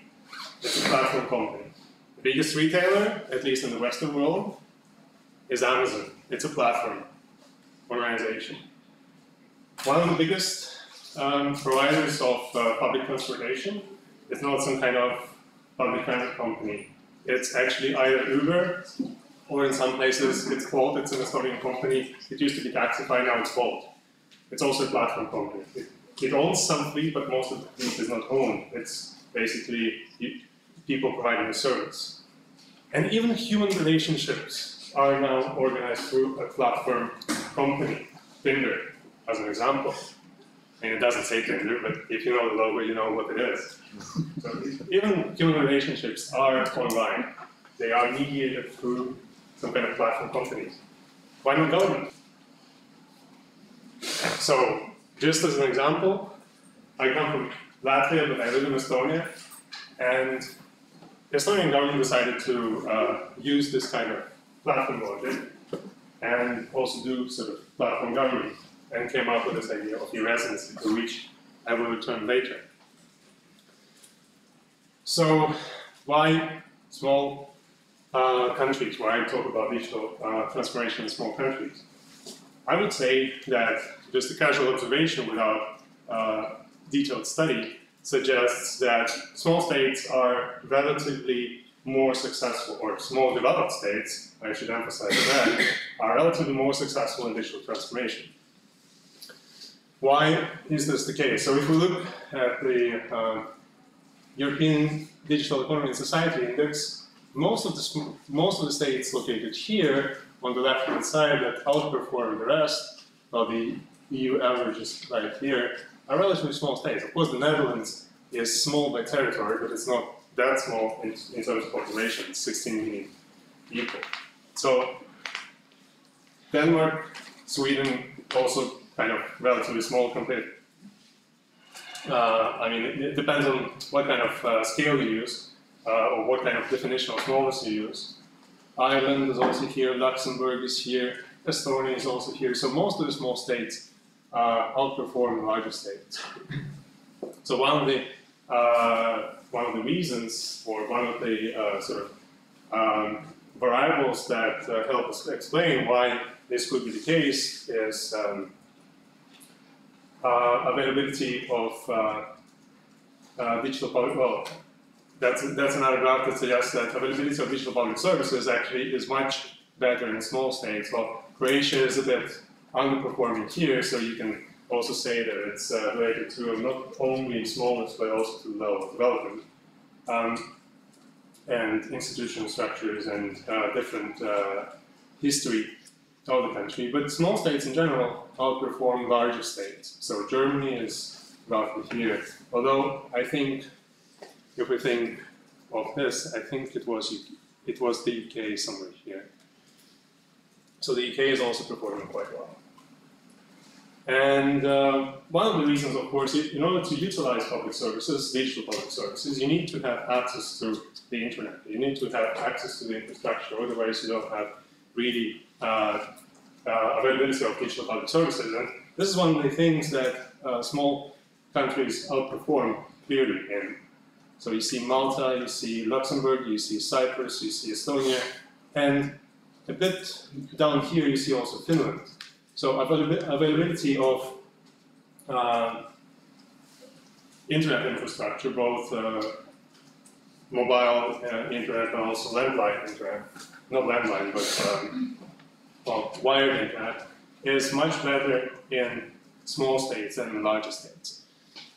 One of the reasons is density of population. So population is located in specific areas, and it's much easier to connect population. Of course, as we can see in here in the UK, density of population is also very high, but especially high is in the Netherlands and Belgium, right here. And this here, if you look on Finland, then a lot of population is actually located in the south of Finland, and much less so here in the north. And that a bit explains why availability of internet is not as good in Finland as, for example, in Malta, which is somewhere here. So that kind of helps understand if there is availability of the internet, but also if we could go back to the composite index, Digital Economy and Society Index, that says that skills are also very important. So the population, in order to utilize digital public services, the population should be well educated and should have the necessary skills to access these services. And so, again, why smallness? Just as a caveat, I wanted to suggest earlier that this is not an academic presentation, so I'm not trying to make an academic argument that is based on some kind of rigorous analysis. That's something in the future. So if this is just based on anecdotal evidence. So what I want to suggest that smallness in case of digital transformation is beautiful. If you follow the debate about digital transformation in the US, if you follow things that happen there, then you've probably heard about the Big Bang failure of healthcare.gov. It was an Obama government initiative, and it was a big initiative. It was related to Obamacare. Everyone more or less knows what Obamacare is. And it was a really, really big infrastructural project for digital infrastructure. It was like $100 million worth. A huge system. And in the end, it ended up in a failure that was that had really, really severe political consequences. And so there is a reason why small states sometimes are better, and I will return to this a bit later. If you look at UK central government, it has 25 ministerial departments, it has 20 non-ministerial departments, it has 402 agencies, and 430,000 employees only in civil service of the central government. So it's a huge machinery of government. And all these 402 agencies will procure their own IT infrastructure. However, in order to provide effective public services in the digital domain, if you want to digitize public services, you have to interconnect and make these different IT infrastructures that are located within these different agencies interoperable.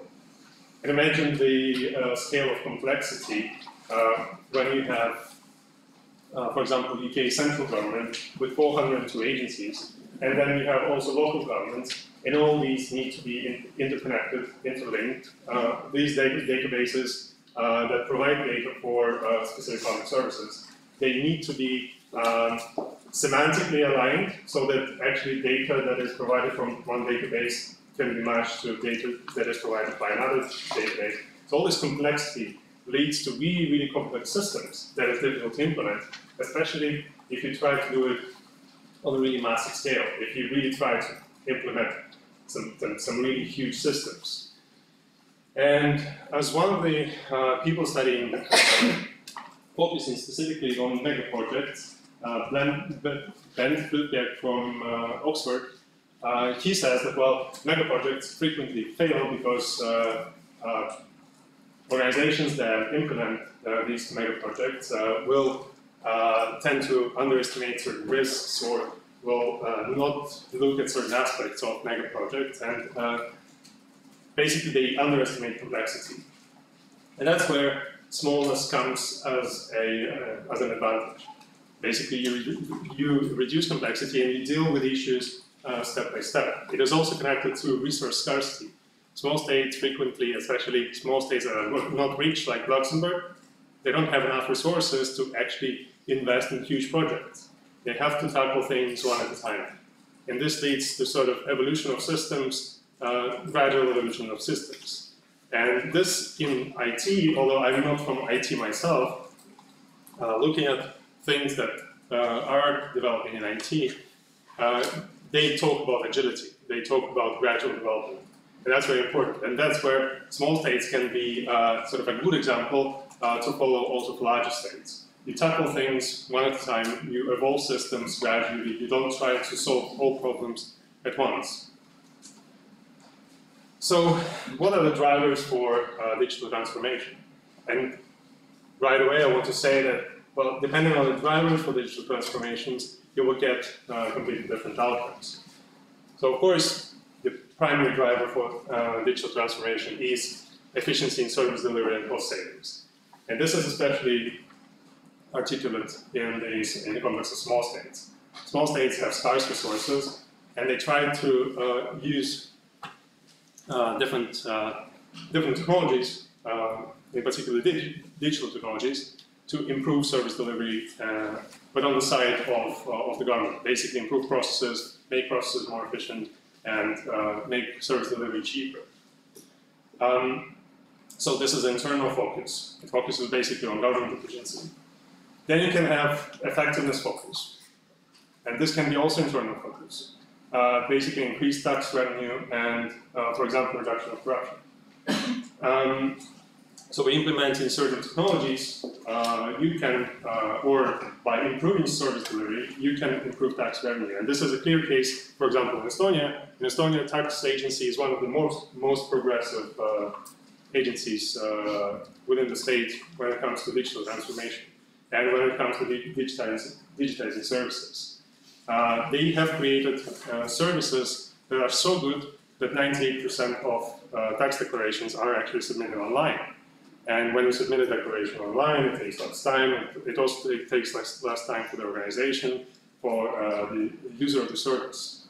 But it also increased, as a result of this implementation of digital service, it increased tax revenue. So you can have different effects depending on what you focus on.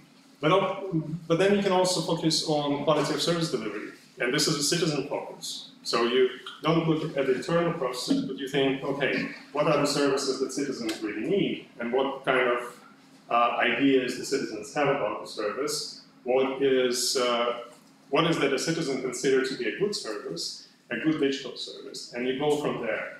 And that kind of makes, that helps prioritize certain things over a general agenda. So sometimes politicians that don't particularly think through things and don't analyze and don't engage people from the industry and don't engage citizens, they think, okay, we do digital services, and then they try to solve all problems at once.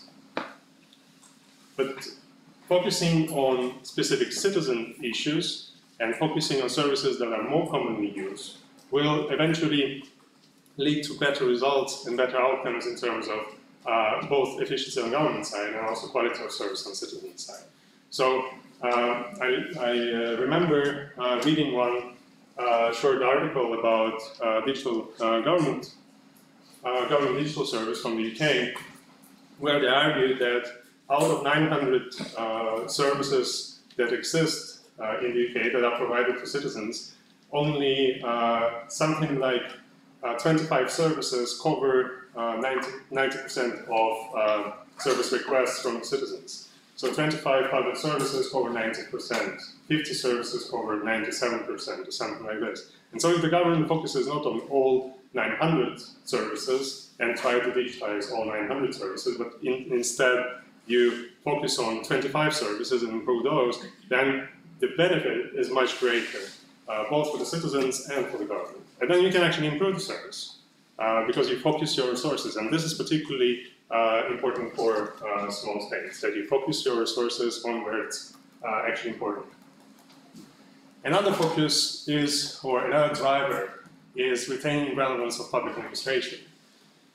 So when the economy is actually moving online, increasingly moving online, people are moving online with their activities, like they buy things on the internet, they book their hotel on the internet, they get a taxi using an app, and then suddenly government wants them to come to the office to receive a service. Well, citizens will be kind of reluctant to use the service, or government eventually will gradually lose legitimacy in citizens' eyes because of this sort of outdated service delivery. So in order to retain relevance towards the citizens, you can also use sort of digitalization of public services to improve this. But then, of course, it can be fad and fashion. Some governments just follow fads, or some politicians just follow fads. They think, okay, digital is important, digital is cool, let's digitize. But then, if you don't strategize, if you don't think strategically about what kind of services you need, what do you need to really improve, you will end up with a situation that you digitize things that don't need to be digitized, but you don't digitize things that should be. So, from the drivers to the benefits, of course, important is greater efficiency. But then, greater efficiency is only the case where there is sufficient scale. So, a colleague of ours, Keegan McBride, recently did a study in Faroe Islands, and Faroe Islands is not an independent state, but it's a very small place.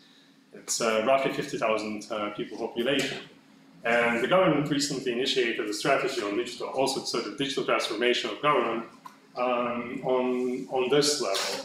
And when Keegan did interviews with civil servants from Faroe Islands and talked to them and asked them, so what is actually the point? Why are you doing this? And is there an expected efficiency gain?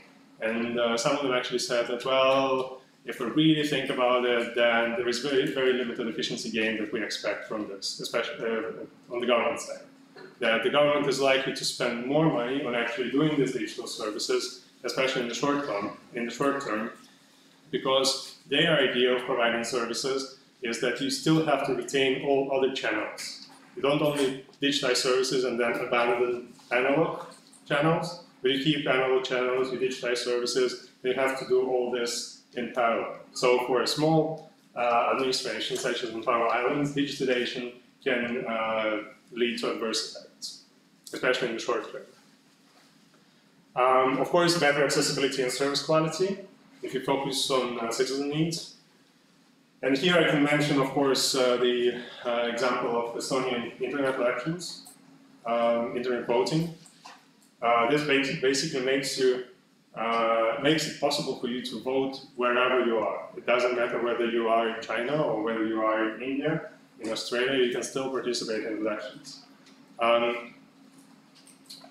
Higher, as I already mentioned, better service quality can improve government legitimacy. It can also improve decision-making in government, and this is particularly important when it comes to small states. As already been discussed previously by several speakers, small states suffer from lack of resources in government and lack of expertise. And relying on data, relying on digital technologies and digital solutions in government can actually help decision-making. Basically, there is of course a trade-off. So it's citizen data and it's business data, and when citizen data is concerned, we have to protect it and use it in a safe way. And so you always have to sort of think of this trade-off, whether you want to improve decision-making or you want to keep the data safe. However, nowadays technology is allowed to actually keep the data safe and use it for decision-making by anonymizing and removing specific characteristics linked to data. So it actually, by digitizing services, you can predict demand for services, you can use different approaches to data analytics to improve your, let's say, analysis of fiscal position of the state, how tax revenue is performing, how the state is performing in terms of tax revenue, and you can do it in real time. So in that case, digital services are good, or digitizing government services are good. Another important factor is, of course, opportunities for local businesses, and we can clearly observe it in Estonia, and we can clearly observe it in case of Faroe Islands, that the government intentionally used digital transformation as a possibility for local companies to develop new solutions. Of course, there are trade-offs here as well. You can talk about corruption, you can talk about possible capture and abuse of this close relationship and disposition. But if you have necessary institutions or values that were discussed already today, then you can possibly use government as this technology driver and sort of develop local technological capabilities in the private sector as well. You can also use digital infrastructure to gain scale. So far, it has been really difficult to scale up governments. So if it is a small state, it has a small government, the government has to provide all the services that, or most of the services that the large governments have to provide. But with digital technologies, you can scale it up. And so, for example, Estonia uses e-residency to try and scale up government, to attract people and companies from abroad to use Estonian government services. And in the same way, already mentioned today, for example, use of different technologies allows different countries to create joint education platforms. So that's another thing that digital technologies allow, collaboration. And of course, to use the image of advanced digital government as soft power. And this is a good case for Estonia to make. Estonia has been really prominent in the international arena as this proponent of digital government. And I think they have gained a lot, especially most recently in Africa, by trying to spread the technical solutions developed in Estonia also in African countries and use it as an element of soft power. So what are the benefits from smallness when it comes to digital government? So it's flatter hierarchies, it's much easier to coordinate certain aspects. It's close interaction between public and private sector. Of course, there are disadvantages that were mentioned already before. More cohesive societies, less formalized and systematic process, so you can have agility in smaller states. You can make decisions much more quickly. Faster decision making, adapting legislation to match technological developments. in smaller states, it's much easier to draft new legislation and get it approved. There are much less, or significantly fewer, different interest groups that will try to influence the process of decision making, and therefore we can move relatively more quickly. And of course, centralization. Of course, here you can take it with a grain of salt, because faster decision making, of course, means also less analysis.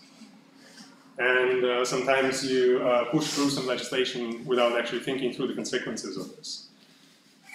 And yeah, centralization is good for coordination of IT systems. Sometimes it's not good. If you want to make really citizen-focused services, you have to go down to the level of local administration, where it interacts with citizens. But to manage coordination of IT systems, centralization is good. And in some small states, or in most small states, government is relatively centralized, so it's relatively easier to implement well-functioning IT systems. Yeah, just some examples. So recently Malta decided to become a center of cryptocurrencies, and it took them roughly half a year to actually implement legislation to become a cryptocurrency hub. And most other states were still analyzing the risks related to cryptocurrencies and all these new technologies. And Malta didn't really think through, and they just thought, okay, what are the advantages, what are the disadvantages? We don't know the disadvantages, we cannot really, there is a lot of uncertainty, but let's do it, let's try it, let's figure it out. And it brings some economic opportunities, obviously, so they did it. Well, it still is in the open what kind of things can happen when there is a crisis, when there is a big crisis. I mean, recently we had a big scandal about banking issues, money laundering in the Baltics. And it is related in part to this lack of capacity in the financial supervisory authorities that didn't really notice all these things going in the local subsidiaries of Nordic banks. And it's a big thing. I mean, it damaged the reputation of Estonia, it damaged the reputation of Latvia as this kind of financial hubs, regional financial hubs. And the same thing can happen in case of Malta as well, if something happens with this cryptocurrency thing. Well, the obvious case, e-residency. Concerned about Brexit? Why don't you take up e-residency and move your company to Estonia? Korean government actually encourages startups in Korea to establish themselves as e-residents in Estonia. So, I mean, there are obvious cases for government as a platform to work. Of course, there are risks, also related to money laundering. And so coming to the table of Kuli on paradoxes of small state governance and digital administration, I just added another column. Unfortunately, it's a bit difficult to see, but I just thought, okay, what do these paradoxes mean for digital governance? So, small government. You can basically, through digitalization, you can make services more efficient, and smallness can be an advantage here. Also, limited resources can be an advantage here, as I already mentioned. So you do step by step, you gradually evolve systems. However, if you have really constrained resources, if you have really severe limitations, you might end up focusing only on efficiency gains and improving government efficiency, but not so much service quality. And that can affect the relationship between citizens and the government. Specialist versus generalist administration, well, I wanted to argue that, well, in small states there are less severely defined silos, so you don't have really severe specialization in public administration, which kind of improves cross-boundary coordination. It makes it easier for people to talk, etc., etc. And also their professional backgrounds and their understanding of issues is kind of similar because they are all horizontalists, they're not specialists. And so they kind of interact on the same level, maybe on the same level of not knowing things, but it's the same level. So it makes the dialogue between people easier. Formal and informal governance, agility, flatter hierarchies. So if you have more formal governance, it's much harder to actually bring things through.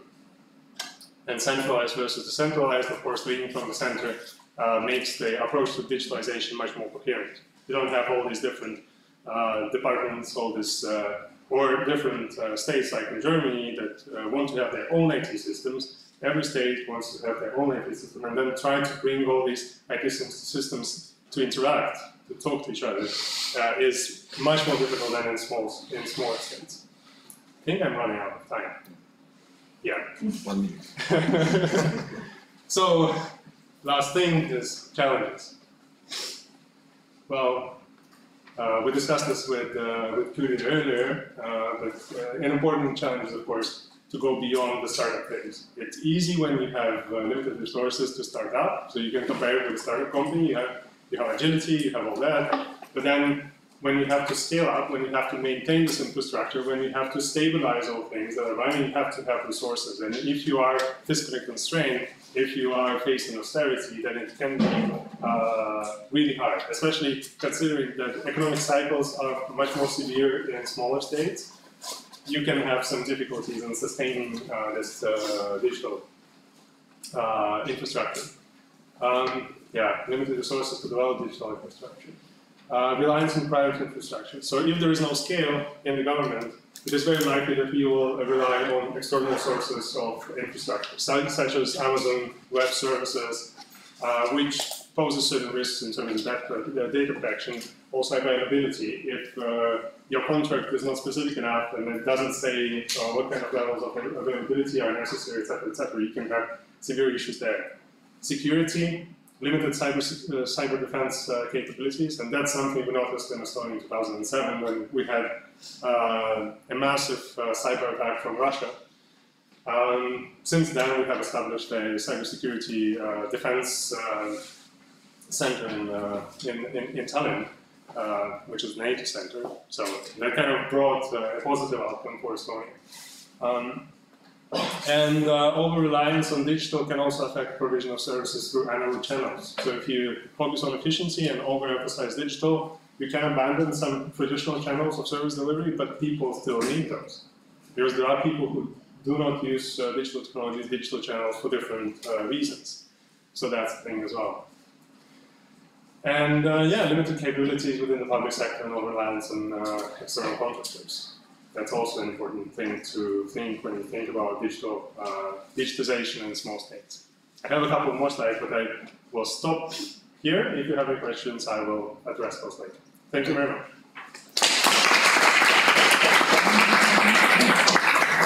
Okay, thank you, Alexander. And we will continue. Again, questions will be, you can be able to give questions later on. The second presentation in this session is also, again, Alexander. This time my colleague from the department, from the University of Ljubljana, Alexander Aristonik, about holistic governance model, the Slovenian case. So, Alexander, the floor is yours. Thank you. Yeah, have it.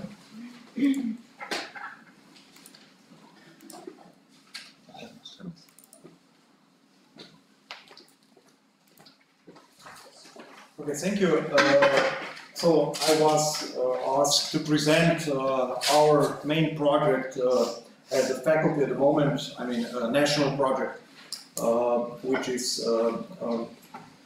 development of holistic governance model, very, let's say, very ambitious project which tries to embrace all the existing models into under one umbrella. So I will present you the main outlines of this project, some results. This project is ongoing project, so there is still 1 year till the finish of this project, and we will try to, of course, follow all the aims of this project. So, what is the background why we applied for this project is that we are aware that public administration is under ongoing pressure from socio-economic changes. We have different issues like migrations, extremism, populism, digital revolution, and so on, and public sector should adapt to these trends. And current public governance models may be do not answer adequately to all these issues, and or maybe they are too fragmented. So we are trying to put all this under one umbrella. So we are trying to follow a holistic approach. Our research problem, as I mentioned, is that there are lack of some studies examining this comprehensiveness, and we also try to follow that existing studies are more qualitative, but we will go more to the quantitative issues. We will develop a wide questionnaire with which could be quantified at the end, and we can find which model or which principle, and consequently which model is adequate for specific administrative unit. Here is presented our framework. So our basic background are principles, good governance principles, from rule of law to responsiveness, and we'll check all this macro, meso, and micro level. So we have actually 3 levels. That means we will also check ministry level. That means policy creation and also policy implementation at the authority or service public administration level, and also at public administration institutions, let's say at the local levels.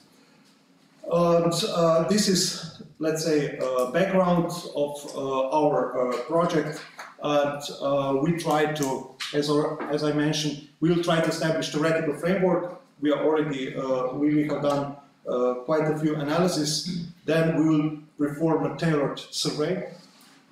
We will quantitatively identify which is some, let's say, either holistic governance model, and then we will try to also to develop appropriately weighted target values for this model, and we will try to find out how each institution is, what is the distance of particular institution from the optimal level for each particular principle.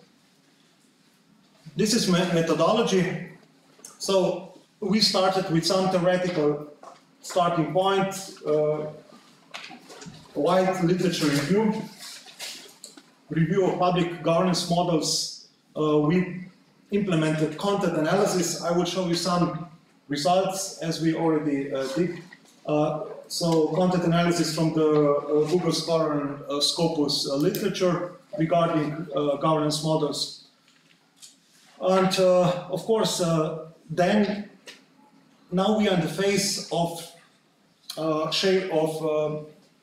developing a questionnaire. The questionnaire will include all 8 principles with all elements of these principles, and we will try to put under one umbrella all these principles into one questionnaire. At the moment we have like 150 questions, but we will narrow this to, let's say, I think about 70 to 80 maximum it will be at the end, covering all these principles. And the principles are part of course, important element of the governance models. These are not only elements of the governance models, but very important. And for example, we know that for the Bavarian governance model, rule of law is one of the most important principles. Of course, for the Bavarian, responsiveness or effectiveness is not the main principle. So we will try to find how in each institution follow each principle and which governance model is dominant in each institution, which we will investigate. So this is the main idea, and of course we will develop digital tool. So it will be a digital so-called e-tool that each organization can fill out questionnaire and find out promptly where this institution is, and which principle is not followed correctly or is not followed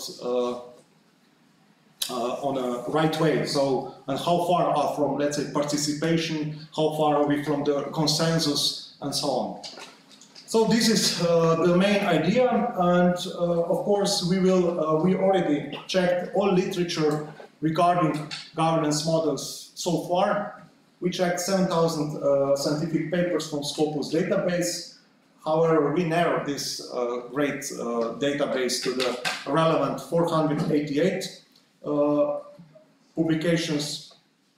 And regarding these publications, 488, we developed, let's say, this spreadsheet which shows us the main elements. These are only two, but we have like 10, 12 elements, and the main models which are our main base to develop the questionnaire. So we did this huge review of all the models, and we already published some papers. So we have papers regarding, we implemented content analysis.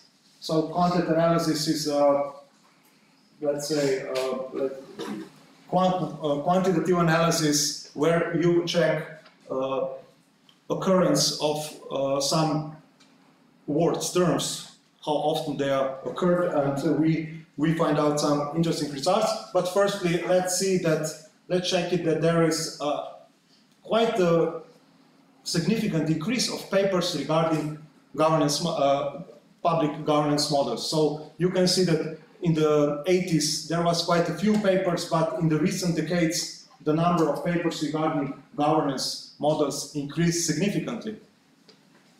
And we can see that there is a dominant governance model is new public management. As you can see, it has dominated eventually all the decades, all 2-3 decades now. But good governance is following quite good, if you can see here. But we don't see a lot of new, let's say, hybrid governance models. But I'm sure that in the next years also other governance models will appear in the analysis. So new public management was obviously the dominant governance model in last few decades.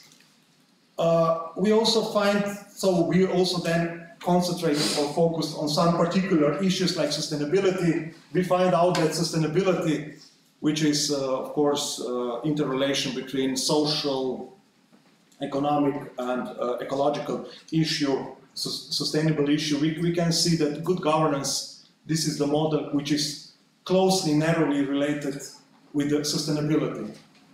The second is digital era governance model, and then alternative. The least one is Weberian, which is in line with expectations.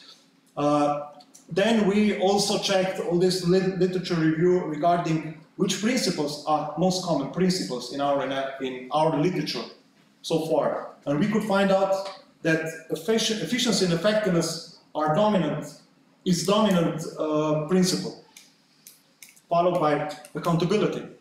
And we know that both of these two principles are dominant for which governance model? New public management model. So new public management model is again dominant, presented by these two principles, which are most commonly occurred in the literature. Then we check also some comparison between the new and old member states. We could find out some interesting things that these papers were published in ISPASE Journal of Public Administration, and at the conference they were presented last year. And it was the main finding is that in the new EU member states, the dominant governance model is Weberian in the recent 2-3 decades, followed by the new public management. Of course, that's from historical, from the tradition, from the public administration traditions in these former transition economies. And on the other hand, in the old EU member states, so old EU member states, the most dominant public administration model is new public management, which is, again, we know that from the 80s it has dominated all the way to the 90s, and now in the recent years we have good governance and all these alternative models. Once again, we checked also the comparison between the principles between the old and new member states. We could find out that in old member states we have balance between the rule of law, effectiveness, efficiency. In new member states, however, we see very big emphasis and focus on efficiency.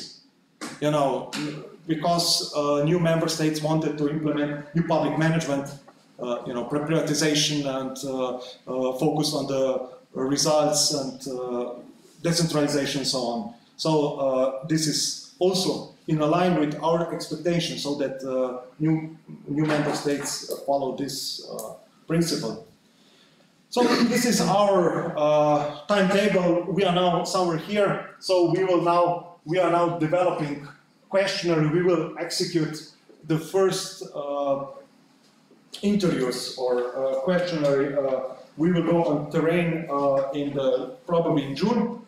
And this will be like a draft version, then we will finalize it and we will do the wide survey between public administration organizations at ministry level and at all other meso and micro level in the autumn.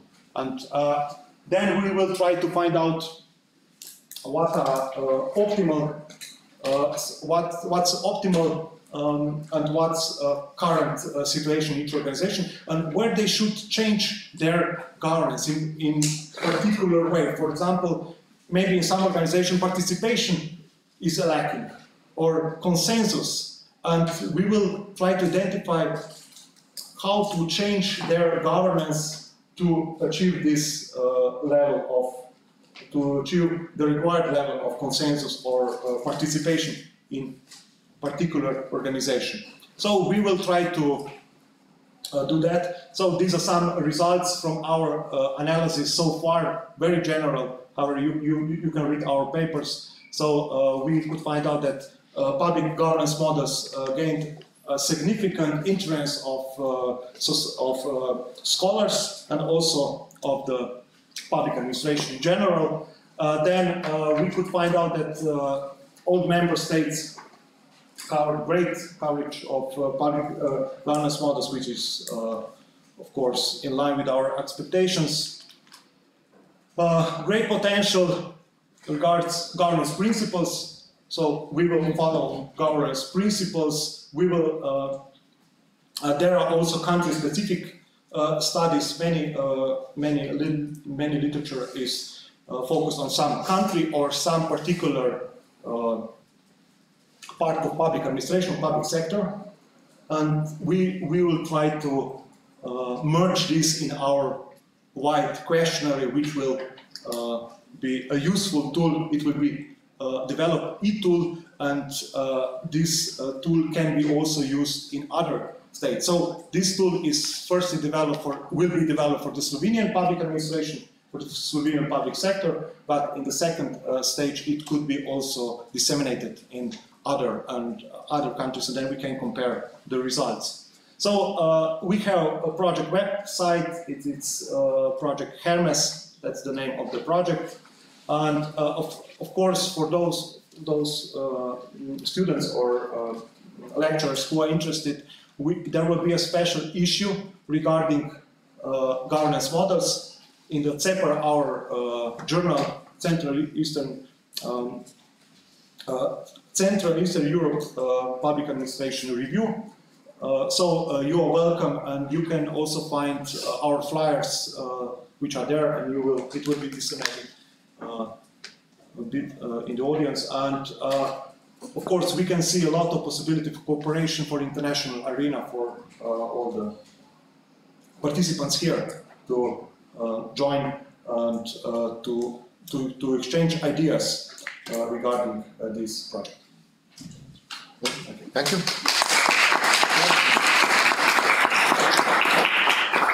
This is it for now. We will continue with next presentation. Now we will go to foreign policy. So in this case, Hilary Briefa from King's College London. So Hilary, the floor is yours.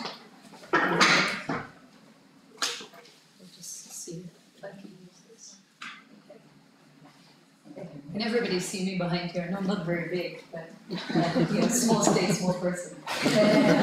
Okay, so my name's Hilary. I'm talking to you today about good governance for viable foreign policy in the case of Malta. So my background is in security studies, international relations, so I have a slightly different approach than some of the talks we've heard, where basically I look at how the importance of good governance, not just in terms of the ability of the government to act, to its capacity to act, but how doing so influences what it's trying to do abroad, so the impact of that relationship between the domestic and the international.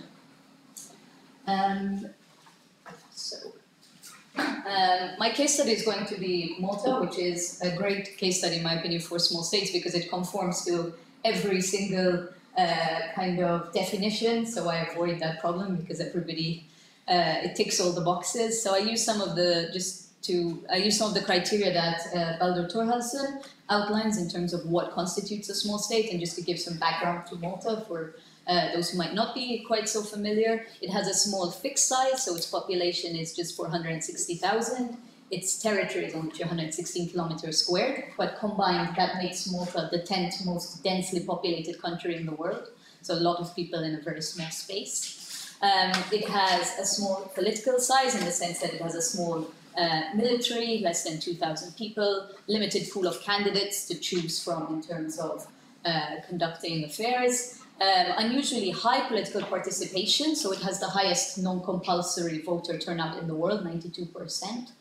And because of the small size, politically it's pressurized into having two major political parties. So a lot of these kind of paradoxes that were outlined by Kuli earlier, you see, are manifesting in this kind of structure of the way the country is organized economically. Malta's free market economy is the smallest economy in the Eurozone. It relies heavily on trade in both goods and services, principally with Europe.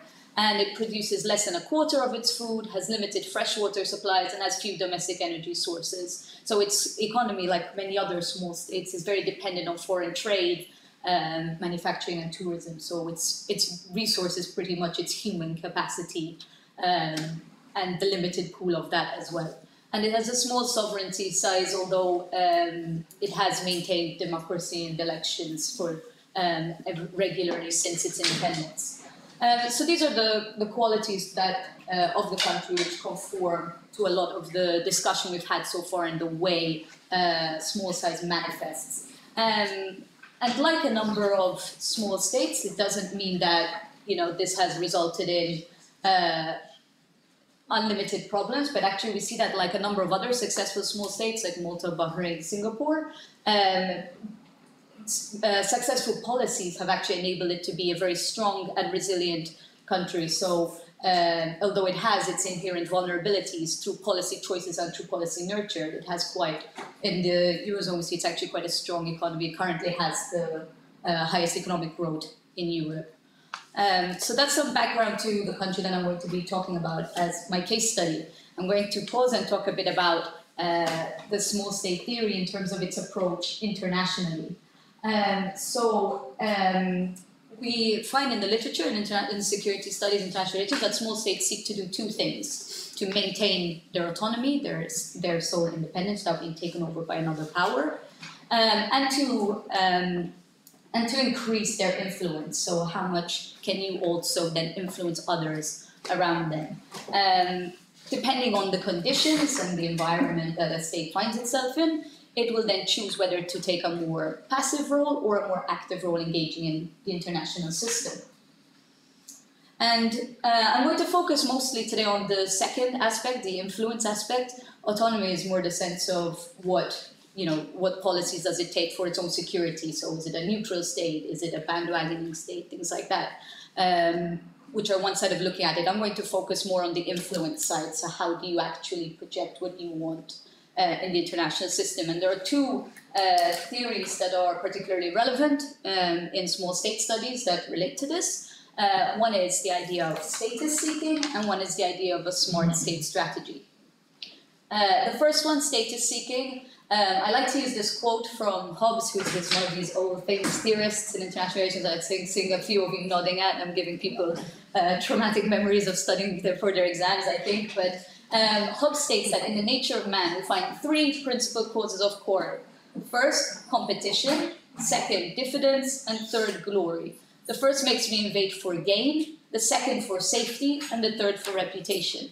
So in international affairs, we often see that we think about things like gain, so the economic side, how much money do we have, how many resources, the economic aspect. And we talk a lot about safety, right? Security aspects, our territory, our defense, and so on. But we tend to talk a lot less or overlook the third aspect of reputation and how that can also be a tool for states to increase their influence. So the idea of status seeking is the idea, as Durkheim says, that as long as there are states, there will be national pride, and nothing can be more warranted. But societies can have their pride not in being the greatest or the wealthiest, but in being the most just, the best organized, in possessing the best moral constitution. So it's the idea that it's not necessarily your material resources only that matter in the international system, but it's also things like your ideas and the way you project yourself.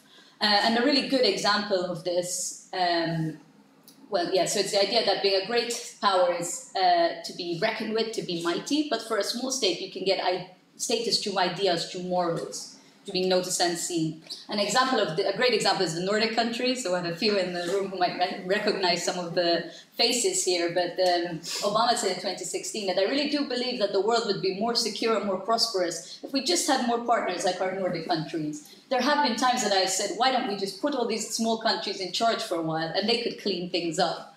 And okay, it's a nice thing to say in a summit, but what it actually means in practice is he's recognizing their influence through their reputation. They have a reputation for doing things in a certain way that is reflected then in the attention other powers give them and the way they consider them. So Obama isn't standing here and saying, oh, look at how rich these countries are, look at all the resources these countries are. He's saying, there's let's see them clean things up. Let's see, it's a recognition of the way they're running their societies. The second, so that's the status idea. The smart state strategy is the idea that countries can use their smallness as a strategic advantage. So they look for a role where their small size can give them something to contribute, and usually through international institutions, and this is especially done through the European Union. So even though they might not be able to offer the biggest militaries to defend the European territories as they were, there's a recognition that a lot of the problems nowadays, like terrorism, organized crime, pollution, illegal immigration, are problems that cannot be solved by one country alone. So there's a lot that these countries can offer to make themselves useful to others, to project influence. And I'm glad that Alexander went before me, because one great example is of this kind of strategy is the technical expert. So using your expertise in something to project your influence. So Estonia and its e-governance is the one that I usually give as an example. But a second one, and the one that's relevant to my case study, is another strategy of you being an honest broker. So a person who mediates between other powers, presenting yourself as your usefulness is that you are a peaceful country that can mediate between the other players in the international system. A good example was Norway during the Oslo Accord. So it's a strategy that doesn't require a lot of material resources, just human capability, which is something that a lot of small states have. Which brings me now back to Malta, my case study. I mentioned a lot of the characteristics of Malta that make it a small state at the beginning. One thing I haven't talked about yet is its location. So you can see it right here in the middle, if you can even see it. The people at the back probably can't, but there's a nice, useful arrow there. But basically, the one thing you notice about Malta, we said it doesn't have necessarily a lot of material resources. It doesn't necessarily have a lot of economic resources, but what it does have, apart, is its location. So it's found a way to turn that one thing that it does have into a strategic advantage. And it does this by positioning itself as an interlocutor. So I'll explain what this means. The word, this is a picture of Athanasius Chippus at the Ministry of Foreign Affairs. Basically, this was an artifact found in Malta, which dates back to the 2nd century BC, and it was 2 marble statues like this, one written in ancient Greek, one written in Phoenician. So it became like the Rosetta Stone to understand the 2 languages. Once they found this in Malta, they could understand both languages because they could compare them. So kind of like Rosetta Stone, if you've heard of that. And there is one of it, a copy is placed at the Ministry of Foreign Affairs because it's a really good analogy for what Malta's trying to do, trying to position itself as this interlocutor. And the word interlocution comes from Latin. It means a speaking between, So the same as this is speaking between ancient Greek and Phoenician. Malta is trying to speak between countries in the Mediterranean. So the Constitution of Malta says that Malta is a neutral state actively pursuing peace, security and social progress among all nations by adhering to a policy of non-alignment and refusing to participate in any military alliance. Right? So an idea that we are a neutral country and we are going to use that to our advantage by being a Mediterranean interlocutor. These are quotes from different governments of Malta, so it's cross-party, both Nationalist Party and Labour Party have pursued this foreign policy, which is quite rare to find anything they agree on. And it says that, and I'll give some examples, and they say, how right was Malta to insist in the Helsinki summit of 1975, no peace was possible in Europe unless there was peace in the Mediterranean. 2011, Malta is a voice of the Arab world in the European Union. Next one, we have a vocation to serve as a bridge between Europe and the southern shores of the Mediterranean. Very recently, 2017, Malta wishes to be considered by all stakeholders in the Israel-Palestinian conflict as a bridge builder. This is our vocation. So constantly saying we are here to be this voice that's going to speak between Europe and the southern Mediterranean, or Europe and the Middle East. We're going to be this peaceful voice. We're going to mediate in the Israel-Palestinian conflict. For instance, Malta is the rapporteur at the UN for on Palestine. So there is this constant attempt to put Malta forward as being useful internationally in this way. And now it brings us to the governance aspect and the argument that I'd like to make to link the two together. So I'm not sure if you've, this might look familiar to you. On 16th October 2017, Malta's foremost investigative journalist, Daphne Caruana Galizia, was assassinated by a car bomb outside her house in Bitnia. And these were the last words she wrote on her blog just a few minutes before she went to get into her car and drive away. There are crooks everywhere you look now. The situation is desperate. This crisis, this event, caused a huge commotion across Europe for a number of reasons. So to give you the background, Daphne's ran a blog called Running Commentary, which was at one point the most read news source in Malta. And on it, she was critical of corruption and she was an investigative journalist, so she used to uncover major stories in the country. Some of these included money laundering and fraud allegations at Pilates Bank, which was run by Ali Sadr Hashemi-Nejadad, who is facing criminal prosecution in the United States at the moment. And also as a result of the Panama Papers, the leaks, she found offshore accounts tied to Maltese ministers in the Prime Minister's cabinet. A year-long investigation has cleared the Prime Minister and his wife of accusations, but he has not removed the top aide and the government officials who were implicated in the story. 3 men have recently been charged with the crime, so actually carrying out the explosion. However, they are not considered to be the masterminds, and those are still at large.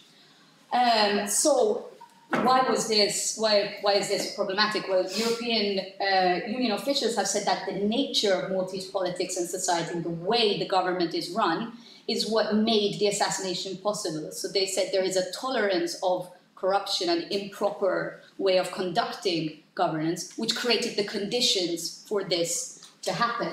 So Malta is normally known of, when we say Malta, it used to be these kind of pictures that people think of, like the oldest temples in the world, or the beautiful beaches, or the churches, and so of Valletta, the European capital of culture last year. What is making headlines, what is in the news, what people find now when they Google Malta is things like this in the New York Times. Brutal killing of journalists exposes something darker in Malta.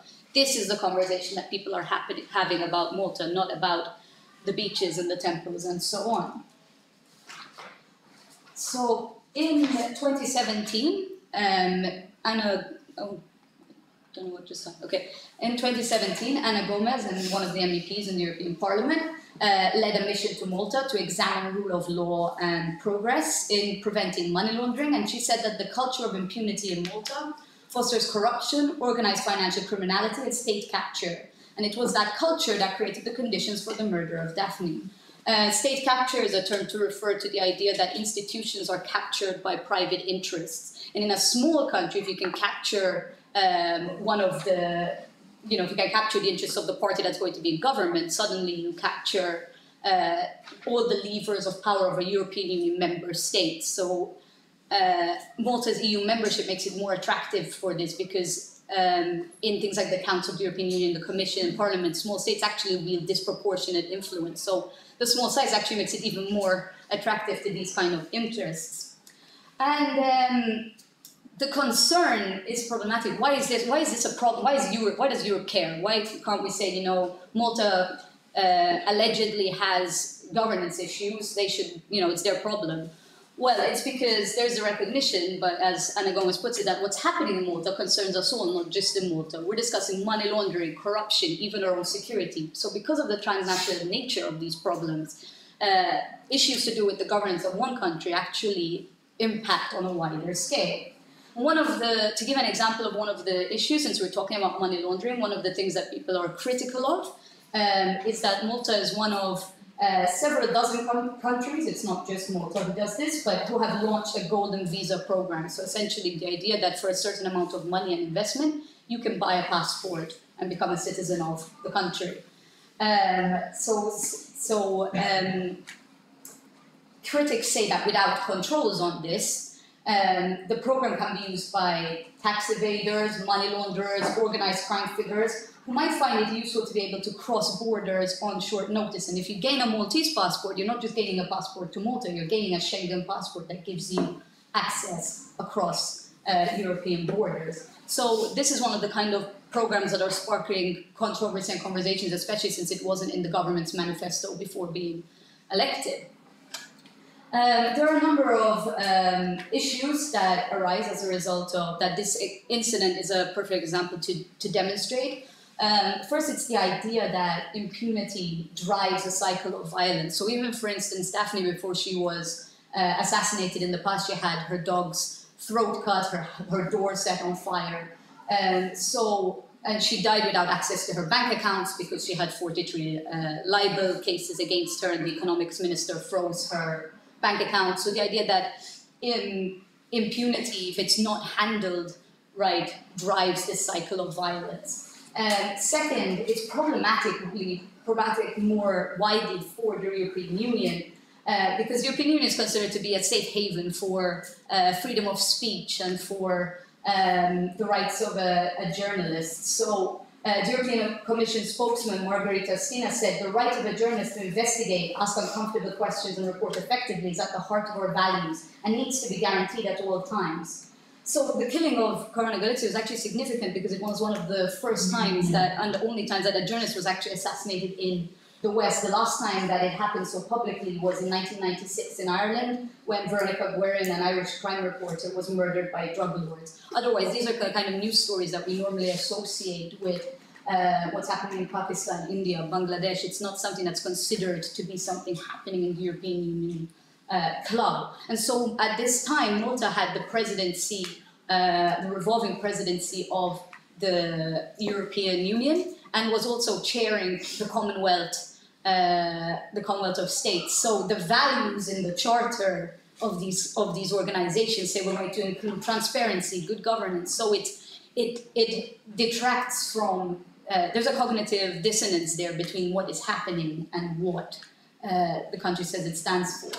The fourth point that this evidences is issues to do with freedom of expression. In Malta, Malta is ranked 65th out of 180 countries in the World Press Freedom Index, and it's fallen 18 places since 2017. So we see a reflection in what is happening in the country reflected more widely. The country's only independent think tank, the Today Public Policy Institute, ceased operations last April, and its reason for closure was said a sense of defeatism over the government running roughshod over standards of professionalism, transparency, and accountability. And I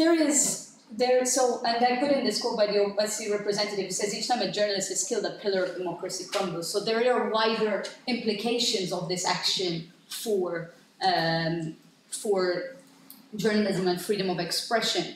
I put in these pictures because very recently the new president of Slovakia, Zuzana Kaputova, one of her first acts on being elected was to visit the memorial of Jan Kuciak and Martina, who were journalists shot, killed just shortly after Daphne. And in the it's an interesting contrast because in Slovakia, when that happened, the culture minister resigned because he couldn't believe that a journalist was killed under his tenure, and two other officials that were subjects of the reports resigned as well. Conversely, in Malta, there is an ongoing problem where the memorial established to Daphne opposite the law courts is consistently being cleared by the government, who say you can't have a memorial here, and they've covered it. And nobody has resigned. So it's an interesting contrast between the way the cases are being handled and whether no matter the reasons, what that then projects outwards, what people see when they look at that. So for instance, the government says that you can't have the memorial there because it's damaging the statue that the memorial is on. So they might have reasons, but when you see it as just consistently being cleared, this memorial, then the reasons and the effect on your reputation might not necessarily outweigh each other. And so to come towards my final points, we're seeing, which is this idea of the impact on reputation and security. I mentioned the idea that small states are trying to pursue their growth through status, through reputation. Well, the reputation of the country at the moment in local news is critical of good governance. The Times of Malta article saying good governance record in tatters. Malta Today, a different newspaper, the opposite of good governance. More internationally, good governance, the main Achilles heel of Malta. And even multipliers. So if you get famous people talking about this, the impact that then they have in spreading the message of people like Margaret Atwood, famous British author, writing in The Guardian that a year after her murder, where's the justice for Daphne Caruana Galizia, and Bloomberg Businessweek saying why the headline news, why the EU is furious with Malta. So this is what the conversation is at the moment. This is what people are saying. And Bloomberg they had a sentence in that article where they said to supercharge its financial service sector, did the smallest country in Europe, the European Union, sell its soul? So Malta, as I said, was trying to put itself forward as an honest broker, right? As a voice of other countries, as a mediator. Well, there's the word honest in that sentence. And how can you have a foreign policy that's founded on saying, trust us, we'll mediate, we're the most trustworthy, when in your own country there's no faith in the police force, where Malta has had 5 police commissioners in the last 3 years, or the justice system when you have these ongoing accusations. The result of this is that Justice Minister Owen Bonnici said that you're portraying the wrong picture of Malta. Malta is being portrayed as a crooked country in the MEP debate. Whether or not everything they're being accused of is founded, this is the picture that's being projected. So how is that going to enable them to actually carry out their goals if this is what's happening? And it could have even wider repercussions. So Prime Minister Joseph Muscat, for instance, was, upon being elected, he was very young, and they were saying he could be the next president of the European Council after Donald Tusk. Well, now news reports are saying the hopes of securing high office in Europe appear to be in tatters. So the reputational impact of what is happening domestically is having consequences for what Malta is trying to achieve further abroad. And so my concluding point is that on the one hand, domestically, there's been a mixed reaction. Malta actually, because as I said, it's got the fastest growing economy in Europe. It's got a fast growing economy, and also Muscat, the Prime Minister, won re-election in 2017. And the finance minister, Edward Cicluna, said that all of these accusations are coming at a time when it washes off. The false and fake parts are washing off because Malta is being so successful that it's very hard to accept them and to correlate them with a successful country. Normally, corruption is rife in backward countries where there are no investments, so you find it very difficult to reconcile these two. On the other hand, the former opposition leader, Simon Busuttil, was saying perhaps what is worse than having corruption, what is worse than a breakdown of the rule of law, is precisely this, the lack of public reaction in disgust, in disdain, in protest against it. So there is a tension basically between what you want to achieve locally or internationally. Do we prioritize the fact, okay, we've got a good economy, we're growing economically so we can maintain our autonomy, and that's what we should care about? Or should we also care about our reputation, about the security that reputation and status offer us?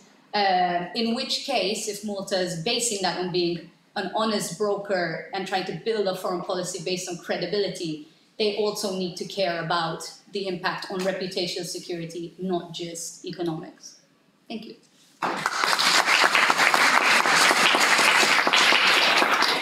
Okay, Hilary, thank you for your presentation. Now to the last presentation, Jana Rusha from the University of Zagreb on the Schengen Agreement. Please. I just close my Thank you very much. At the very beginning, I would like to say thanks to Primož and Maria for hosting my students and me here at their beautiful faculty, of course to Pia and Thomas for coordinating everything. As you can see, I decided not to use PowerPoint this time, and I will stick to an old school presentation because I have a tendency always to have like 40 or 50 slides, and then there is a lack of time and so on and so forth. So I will try to be short because I am actually this border between you and the discussion, and of course between you and the lunch. So I will keep it 20 minutes. In several previous presentations, there was, especially in the presentation of our Estonian colleague, there was a slide saying that small is beautiful. I will stick to that, but I will also say that small is at the same time very dangerous. If you look at all the challenges small states are facing with, from the social and environmental, geographic, and so on. In my paper, I'm focusing on the migration challenges, and especially on different border policies small states use facing with migration wave which hit Europe in 2015 and 2016. I decided to use 5 cases here because I wanted to make a distinction between destination and transition states. Then I wanted to distinguish between different regions in Europe, Central Europe and Nordic countries. And at the end, I wanted to make a distinction between the countries which are member of the Schengen area and those which are not. So I chose as cases Croatia, Slovenia, Austria. So they present, let's say, Central European states, with Croatia not being a member of Schengen area. And I chose Denmark and Sweden just to distinguish between transitional and destination countries and between different regions which were differently hit by migration crimes. The theoretical framework I used in my paper is migration system theory, which actually says that the change in one element of the system reflects the changes in other elements. I used policy convergence, trying to see how the states had similar responses or similar policies in relation to EU policies and how their border policies were harmonized with Schengen Agreement and Dublin regulations. And here I also used pushed and pull factors just to distinguish between transition and destination countries. As you all know, there are several push and pull factors which countries are using in terms of responding to migration challenges. So if you have a very flexible refugee and asylum policy, if you have a more welcoming policy, then of course you will be acting as a state with high pull factors. Okay, so just going to my case studies and some of the criteria I used in analyzing their different border policies. So I will start with Croatia and then going to Sweden, and I will then conclude going back to the theoretical framework I used at the very beginning of my research.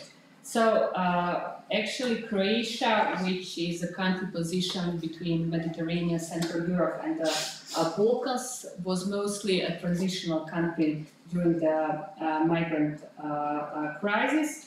And if we look at some data, and I will present the data for all 5 case studies, Croatia was holding 23rd place in terms of number of asylum applications, and it held 24th place in terms of numbers of asylum application per million people.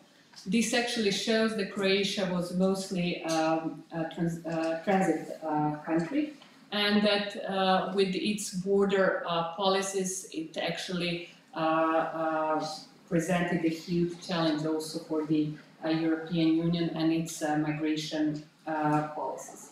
During the crisis, most of the Western Balkan states were transformed into a transit zone, and at the very beginning of the crisis, Croatia decided to maintain open borders, which served as another push factor for migrants not to stay in the country and to go forward. And then the first challenges emerged, and this is the pattern which most of the small states which I analyzed actually used. They were promoting open door policies, but when the first challenges emerged, they were actually trying to modify their policies. So after Hungary decided to construct a fence along the Serbian border, and not to going into details, Croatian government also closed 7 out of 8 border points with Serbia. It actually resulted with Serbia also closing its border to Croatian goods, and it also resulted with tensions being brought up in the fragile region of Western Balkans. But in terms of my presentation here and in terms of case studies I use, I will just focus on the problems it caused for Slovenia, because Croatia was actually letting all the migrants through the Slovenian border, and then Slovenia had to adjust its border policy to some of the moves Croatia had taken during the migration crisis. Except from this individual approach which Croatia actually was conducting during the migration crisis, there are some coordination among the EU member states. It coordinated its policies partly with Slovenia, and later it also coordinated its policies with other Western Balkan countries, trying to adopt different mechanisms how to deal with such huge refugee influx. But if we try to define the policy Croatia was actually applying during the crisis, it was more or less passing the migrants to other European Union states, and this indicated that its border measures were disharmonized with the Schengen Agreement and the Dublin regulation, not going into the details because we don't have so much time. Regarding Slovenia, my second case here, Slovenia was mostly focused on the security dimension and organizational issues during the migrant crisis. However, as well as Croatia, due to the closure of the Hungarian border, Slovenia became one of the transit countries, and this actually resulted with severe challenges to its migration system.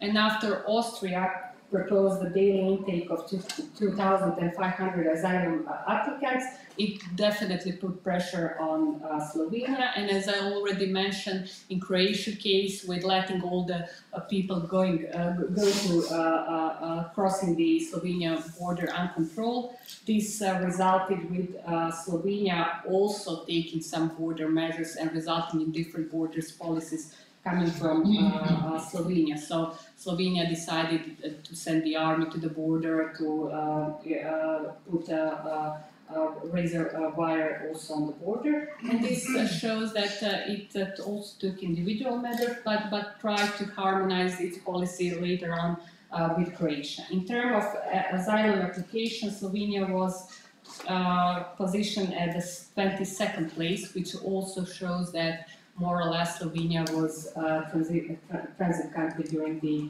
migration crisis. What is also very special for Slovenia is the policy which was calling for protecting the Fortress Europe, protecting the entire Schengen border. And this was a particular case of Slovenia actually presenting a Schengen border and calling for a common policy.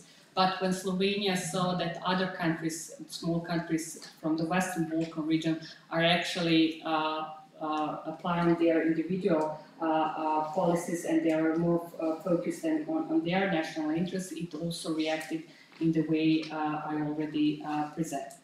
Now coming to Austria, Austria is very particular case in my analysis because it belongs, of course, to the Central European region, but also it was during the crisis it figured both as a destination and as a transit country, and its public discourse and also the policies, border policies it implemented during the migrant crisis were more or less similar to Slovenia in terms of calling for the common EU policies to be functional in this case, calling for the Europe to protect the borders, and Slovenia was here using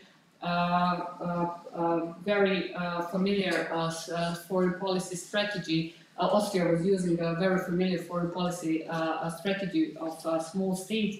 It was actually aligning with a bigger state, Germany. So it was trying to find a common solution by cooperating with Germany. So Germany and Austria are actually coordinating their policies, and they signal a safe passage for refugees to Western Europe, with pointing out that Germany is their primary destination. We all remember how German Chancellor Merkel invited everyone to come to Europe. So actually at the beginning of the crisis, in terms of border positioning and border policy, Austria was following this pattern and was more or less open to migrants.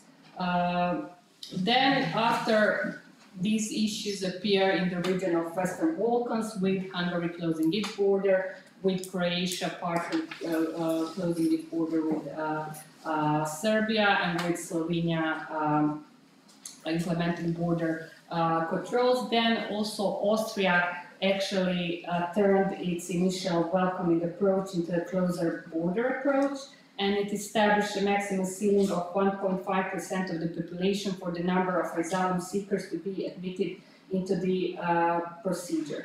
And also, as I already mentioned, Austria claimed that it is its position to protect Europe and to build a fortress Europe, and with its asylum immigration policies, and with the establishment of first fortified border separating two countries in the Schengen area, Austria was trying to find a policy response to some of the policies which were used by the Western Balkan states and also Slovenia as EU member states. It all resulted with Austrian Parliament adopted one of Europe's toughest asylum laws, allowing the government to declare a state of emergency, and then this demonstrated individual measures which small states condemned the functioning of the European Union, and they question actually the European migration and asylum system and the Schengen Agreement as well as Dublin regulation. I don't have time to present all the figures, so I will just present the basic conclusions here. Coming to Denmark and Sweden, my last case studies, and here there is a huge difference between Central European states and the Nordic countries. So there was a perception that the EU countries to the north have sought to use the Dublin system at the expense of the southern states. It was a perception of mostly in the Western Balkans states, of course, also in the southern states here, I think, on Greece. And this was obstructed by failures of asylum systems in the south. So when the asylum system was challenged with the failures in the south, when the Dublin regulation stopped working, then also the migration crisis spilled to the Northern Europe, and now we had states in Northern Europe who were faced with similar challenges as the Western Balkan and Central European states. They also responded differently to the challenges. So Danish politicians were mostly focused on the situation in Denmark, their internal cohesion, and stressed that newcomers may contribute to Danish society in terms of labor. They use the civil selection as an approach to immigration, which means that only people who fit the Danish way of life and those who seem to have potential to be able to contribute to Danish society are allowed in. Their narrative was mostly focused on Denmark and Danes, which actually communicates a feeling of unity and of national identity. However, one needs to admit that Sweden and Denmark were, especially Sweden, which was positioned as the second country in terms of asylum applications, they were the migrants' destination countries, and that actually influenced the way they conducted their border policies. In terms of Denmark, in November of 2015, the government came with a 13-point proposal asylum package, and among other things, it allows for easier return of rejected asylum seekers. And actually, Denmark was afraid of the situation which occurred in Germany and brought Germany to its knees. Actually, it also witnessed the situation in Sweden as the neighboring country. So it was very much able to handle the pressure, but as other small states came to do, it didn't want to take the pressure on its own. And after Sweden implemented border controls, then Denmark followed the same pattern, and this was the pattern which was actually common for most of the small states, whether they were transit or destination country. In conclusion, Danish government did not allow policy harmonization to deter its ability to use distinct national policies, and the same pattern was visible more or less in Sweden, with the fact that Sweden was much more burdened with the asylum application. Sweden was also pleading for the European Union to reform its migration, asylum and refugee system. It had some concrete suggestions how to do that, but after different states made different individual measures, then also Sweden had to react and, let's say, to protect itself from this huge wave of migrants coming toward their country. So it also introduced border controls from November 2015 to January 2016, and then to June 2016. And one of the reasons was that there were extreme challenges to the functionality of the Swedish society, one of the three goals of Swedish security. And Sweden also, as Denmark, showed a small member state unilateral self-protection by threatening to suspend its obligation within the system. Its migration policy had a civic turn, which with a new approach which make rights a reward that people receive after fulfilling their goals, and this was the only way it could actually deal with such a huge migrant numbers. When comparing these 5 states in terms of them being transit or destination country, in terms of them being in different European regions, and of course in terms of policies they are conducted at their border, we can conclude, going back to the theoretical framework which I used, that the escalation of migrant crisis revealed the lack of coordination and cooperation of the EU member states. But here, in terms of small states, we had tensions between national and supranational interests, and between more autonomy and less institutionalism, meaning the EU migration and asylum policy. In my paper, I definitely, with different numbers, which I cannot present all here, I prove that any change within the migration system actually reflects on every single chain in this migrant wave, and that the common European asylum system remaining half done, the Dublin regulation needs further changes, and with the lack of responsibility sharing, all small states were more keen to undertake some individualized action, individualized policies. The second conclusion is that at the beginning of the crisis there was a display of collective actions. However, despite some attempts by the European Union institutions to promote some joint solution, we had different countries promoting different border controls, and then, like a domino, the other countries starting to do the same, which shows how elements within the systems are linked. But with this unparalleled flood of migrants, the domino effect went throughout Europe, especially in the case of small states' border policies. Also, there was a distinction between transition and destination states. So those states which were which had huge number of applications, they actually adopted more stricter migration and asylum policies, while these states, those states who were acting as transitional states, they were more or less letting migrants go through the Central European or the Nordic states. At the end, the European Union was left with lots of problems and challenges, and small states acting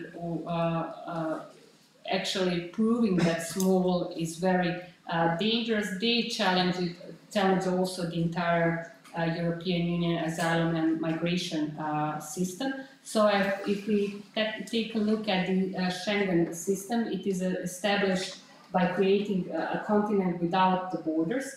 With these different border policies coming from the small states, it was severely challenged by causes of the European migration crisis, by different unilateral responses coming particularly from the small states, and everything resulted with Schengen being damaged or demonstrating severe shortcomings, which were enlightened during the migrant crisis. With Dublin regulation stopped working, and this was actually used by some of the states, saying, okay, Dublin is not working in the south, why it should be working in the north. And also it exposed the fortress Europe, as well as the tension between big or larger and small states in terms of their different border policies. If you are more interested in details of my papers, I will be more than happy to give you some answers, and thank you very much.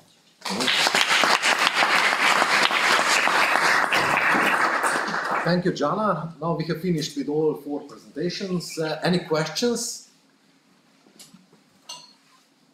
Oh, I need to break ice again. Okay. I will start with the first question. It was very interesting, Alexander. So within your presentation, you said about these 20 e-services of government that creates, I think, 60 or 70% of traffic. Well, it can actually be more. Yeah, it can be, okay. So you have maybe 20 services of government, e-services, which create the majority of traffic, and then you have some obviously redundant services, which are created, but nobody uses them, the way I understood. Yeah, okay. Which are these services that are most frequently used? Maybe yeah. Well, one thing that the services that are less frequently used are not redundant. They're still useful. There are still groups of people that use the services, and these services should be maintained. That wasn't exactly the point that I was trying to make. Talking about the most important services or most frequently used services, it depends on the country. So, for example, in the UK, the most frequently used service is stamp duty. So whenever you are engaged in some activity where you have to pay a specific tax to perform this activity, you have to pay service stamp duty. In the UK, this is the most commonly used digital service.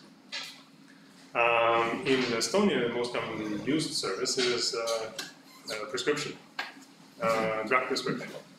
And this is also a service that most commonly requests for citizen data from specific registries. But the most obvious, of course, is the taxation service. We all have to pay taxes, we're the citizens of businesses, we all have to receive some tax rebates or whatever, and that's one of the most obvious services to digitize first, which brings benefits for both the state and also for the citizen or business. In countries where you have voter registration, where you actually have to register as a voter, that is also a very important service, because this is the way you can actually simplify participation in elections. So if you make voter registration as easy, as simple as possible, make it online, you make it accessible with some digital identity, then of course this will increase participation in elections, and I think US is the obvious case there, where certain states actually actively restrict voter participation. Okay, thank you. May I add a little thing, or ask you an additional thing to that? Because anything that's going on digitally speaking is going to be a little bit difficult for the older part of the of society. So how is that handled? I mean, is there any kind of an assistance provided, or what kind of a system does Estonia have for that? To be able to accommodate the older generation that doesn't really know. Well, it's difficult for me to speak for Estonia here, but I know that in some countries they actually organize specific centers where you can actually come as a citizen, and they have computers installed, and they can show you how to perform this, how to use this electronic service, and this sort of stimulates adoption of services. The problem, of course, is whether you have access to the internet. But I know that, for example, in Estonia, it has been a government policy since 1990s to install computers in libraries and provide internet access through libraries so that people actually can access. And it was quite a widespread thing. People could actually access internet since late 1990s across the country, which facilitated adoption of technologies, adoption of electronic services later on, when those services were actually provided. So I think it's a very important aspect to provide access first, and then also, of course, educate people, because just by throwing services at people, you will not reach out. You have to actually proactively educate people. Janos has to add something, I guess. Yeah, I can add to this. I know that during the late 90s and early 2000s, there were like special seminars for 30, 40 plus people where they could learn how to use computers.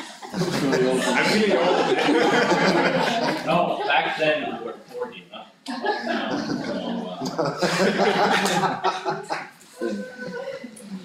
That's good answer. Okay.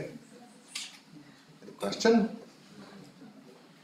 some similar experience in Slovenia we had, but it was not related to digital services, but to computer utilization in general. We had this was non-governmental initiative, Symbiosis it was called, you know, when in the centers, predominantly schools, the places were used so that all the people could be, you know, equipped how to send an email, you know, how to use the Facebook at that time. It was very popular incentive, but I think later on it was slightly commercialized, you know. It started as a non-governmental initiative, but then later on there was slight involvement of I just asked because I get these phone calls from my mother all the time. Oh, yes. Completely lost in space. Can I just add, I think it's a really good question, because one of the biggest criticisms that e-governance often gets, especially with the e-elections, because Estonia is the only country where you can vote electronically, even for the European Parliament, is actually the question of older people, because during the elections they had the statistics that people who were 90 plus were actually among the highest ones voting electronically. So they had the question of corruption there, and how likely it is that actually these are the people who are casting the votes. So it is a really relevant question, and I think there's a lot of discussion around the fact that what are the benefits then having the governance if it perhaps is only targeting the younger generation. Can I add something on this? But it's also interesting to then see the other side of it, where having things like that increases the democratic participation of people in small states. So, for example, Maltese can only vote if you literally fly to the country and go in person to the polling station. You cannot vote from abroad, you cannot vote in your embassy or anything like that. So there's an argument that is made that this disenfranchises a lot of people who are working abroad or studying abroad and cannot afford to come down, and it's on both political parties have reasons for them not wanting to do that. So the e-governance then could be, on the other side, could be a way of increasing democratic participation. So it's interesting to see the two sides. I wish we had the e-voting. So yeah, I use it. I live in Sweden, so it's amazing. Yes. Okay. Maybe if I can add one thing on the usability of services, Canadian government has recently started working on voice-based services. They basically work with Amazon Alexa. They utilize private technology but for public good, so it's kind of an interesting case of public-private collaboration on actually trying to work on services that are actually available to people with disabilities that cannot use computers for one or another reason or whatever. I mean, just you can use voice. I mean, of course, you can provide only a limited amount of services on, through this channel, but still, I think it's an interesting thing to do. Innovative. Innovative. Okay, I'm sorry, but I'll make maybe the German point or the more conservative one, and that is, it sounds really good to me, and like you should also talk about this pragmatic step-by-step approach that is like, more pragmatically adapting and slow, sort of moving forward in smaller steps, so you can also take a step back. That sounds very good to me. But the question I have, when we talk about using Amazon, for example, for public services, to me that sounds super scary. And that brings back the question of autonomy that Hilary, that you also had. Like you mentioned that small states seek autonomy and influence, and then you talked about influence. But the question of autonomy still remains, right? And when we come back more to like the implications for small states, so what is the implication when a small state can like quickly set up these e-services by using Amazon clouds, for example, or servers? What does it imply for the autonomy of the public administration when there's, you mentioned this, depending on American companies for these services? Maybe I'm too conservative in that, and I'll soon be 32, so maybe I'm also too old. But I think that like this, like small states being vulnerable, sort of is like a common theme in the literature, and I think that also applies to the e-services. So I'm a bit more. I would be a bit more cautious. Okay. No, I think indeed we should be cautious, and Estonia is cautious in that regard as well. I mean, Estonia is not relying on external providers of cloud services, for example. It has its own cloud infrastructure for governing needs, and so I mean, when it comes to actually data protection, etc., I mean, it's a very important issue, and I think we all should be very cautious about using external service providers. It's not necessarily the case that by using Amazon technology, you have to use Amazon services as well. Maybe you can actually rely on the algorithms that are behind this technology, on the technology itself, but not on the technical infrastructure. You can implement technology through different approaches to technical infrastructure, which is probably helps to deal with these issues on reliance. Of course, another side of it is I see that for small states, if they can agree on something, then cooperation, collaboration on sharing infrastructure, especially when it comes to digital services, is a very good point, especially for countries like the Nordics that actually collaborate actively. For them, I mean, they can have a point to agree that, well, we cannot rely on external sources of infrastructure because of this and this, and we can just collaborate and use shared infrastructure. It's me again. Yeah, you wanted to ask something. No, Can I go in on this point quickly, just while we're on the subject? But that is the constant question for small states: is where do you balance your autonomy with your needs, and not just like this is an example of balancing it with commercial interests, but even in terms of security interests. In the whole side of literature that I didn't talk about, but if you look at recent work by Thorhaldsen on shelter seeking, for example, it's this idea that a lot of small states will seek different kinds of shelter: political shelter, cultural shelter, security shelter, by cooperating with others. And to do that in any way, you are giving up an element of your autonomy. Even working through an international organization, working through institutions, you are always trading off a certain amount of your own independent decision making, because you make the judgment call, what is the greater gain and the greater priority that is worth giving up certain elements. But then there has to be that constant judgment of what is our prioritization, what is our highest, the thing we want. So even in some of the first talks, I think it was Cullis and maybe someone else, when they were talking about things like sharing a university, or the Caribbean states like setting up institutions together and so on. We talked a lot about those as examples of trying to overcome vulnerabilities through collaboration, but we don't mention the other side of it, that of course that comes with giving up a certain amount of autonomy. And it's not just in terms of your own territorial autonomy, but also in decision making and influence, that you have those trade-offs. So it will be the constant ongoing challenge for small states, how to manage that and how to prioritize. Yeah, I just wanted to ask you, Hilary, about this, and maybe add on a little bit to this, because I agree with you on the autonomy issue. But also you could say that the autonomy also gives you the decision-making power to actually decide to do this. So it strengthens then maybe your autonomy in a sense. You know, that this is a choice that you are making as a small state, to actually go and collaborate with someone or strengthen that kind of thing. So in a way you become much stronger. But what I wanted to ask you about was the case with Daphne in Malta, and how that is not resolved. And why is this not more of a priority to actually, for Malta, to try to solve this?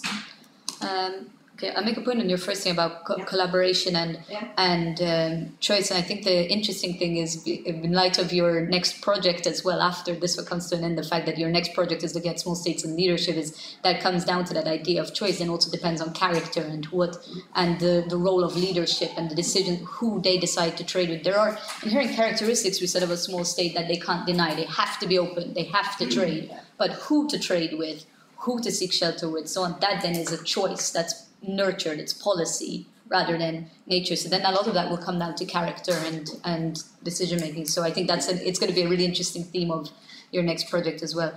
About the issue of priority, I'm thinking how to answer this question in a way that's obviously not, it's a sensitive question. You will get different responses. You will get the government saying we are, doing everything we can to resolve this issue. They put out a reward for 1 million for anybody who has information, the same as Slovakia did.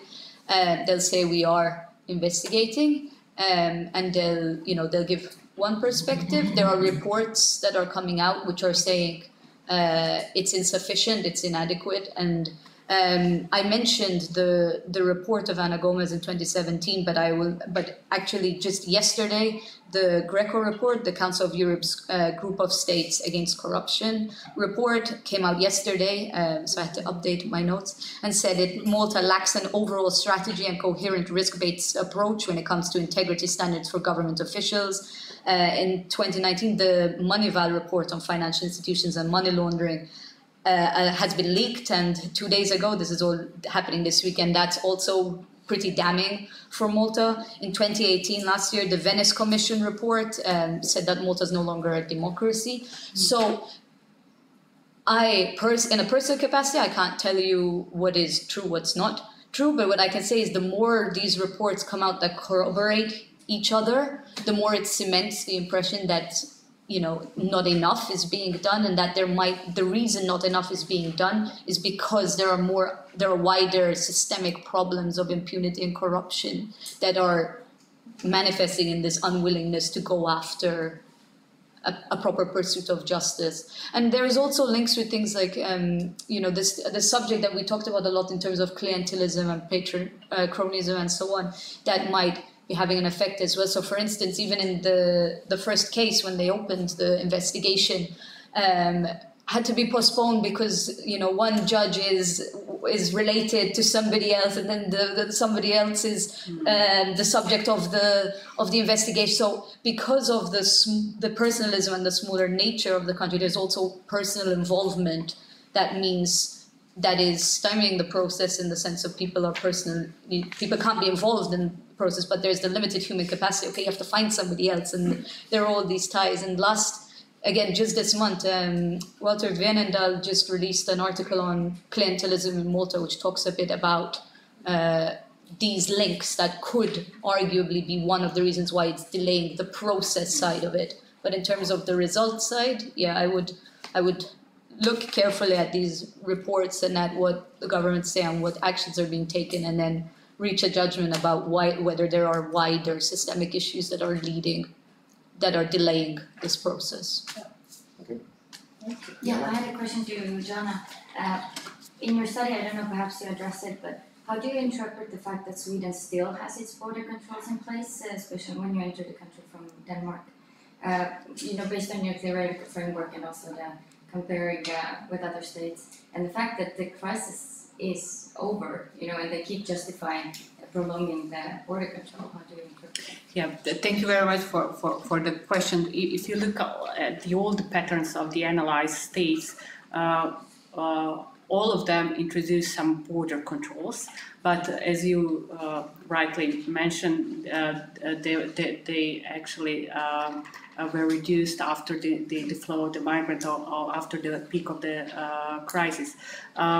This actually, the huge problem was with the Schengen Border Code, with the Article 26 and the interpretation of the article. So basically, no one actually forbids one country to introduce border controls, but then you actually have to justify the introduction of the border controls and the time framework of to keep with the border controls. So different countries, especially those which I analyzed here in my study, explained it very differently, and there was a huge discussions whether actually migration flow can be one of the elements when you call for the Article 26 to be applied in this case. Sweden was a particular example in my study because they actually they were actually saying that the migration flows are challenging their national security. One of the three pillars, how do they perceive their national security system, and actually they prolonged it and they got the approval of the European Commission for doing that, while the other states were actually limiting their border controls, just justifying that with the huge number of migrants coming. In the Sweden case, the case was also with their immigration policy and with their asylum policy, which was a reform in the process. So actually they justify the prolongation of the border controls with the challenges posed to their national security, one of the pillars of the national security.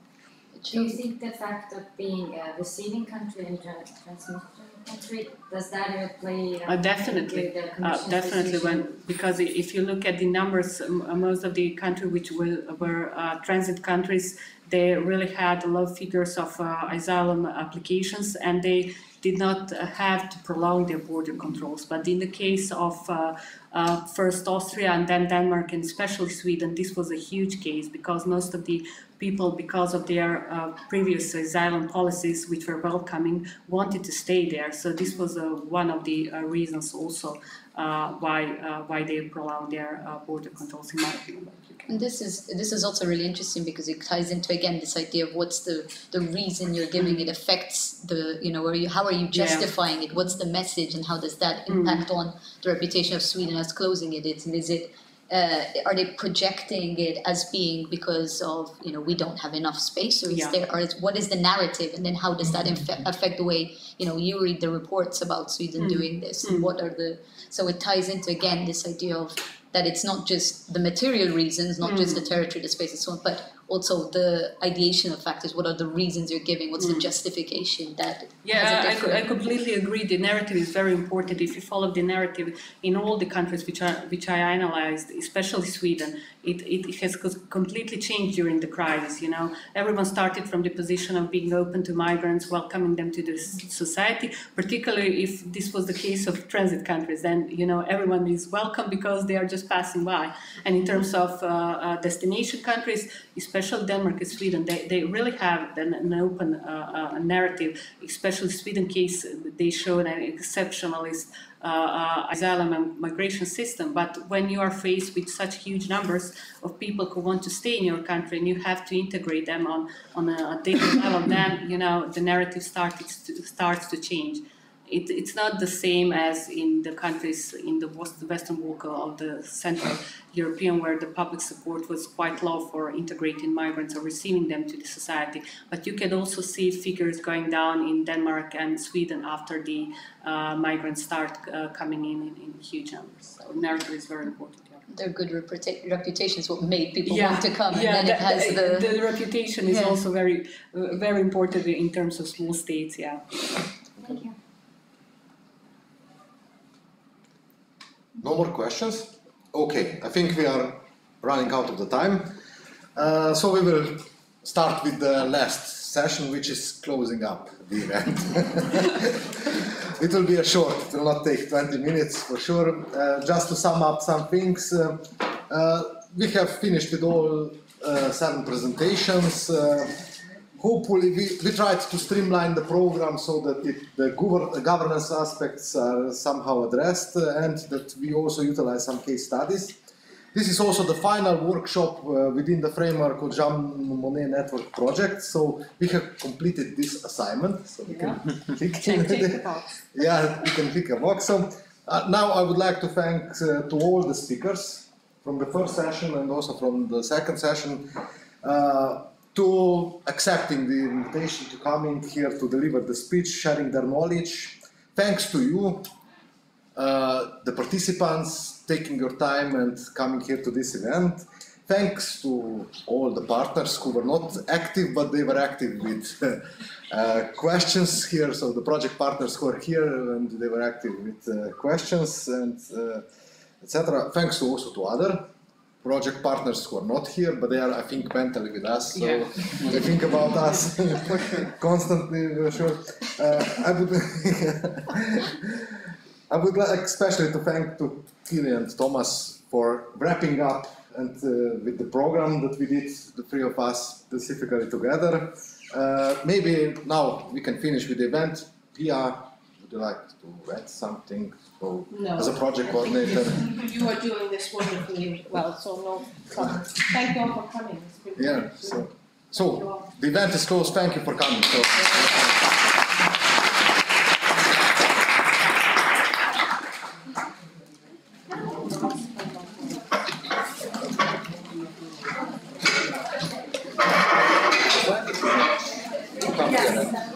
Thank you so much for inviting me.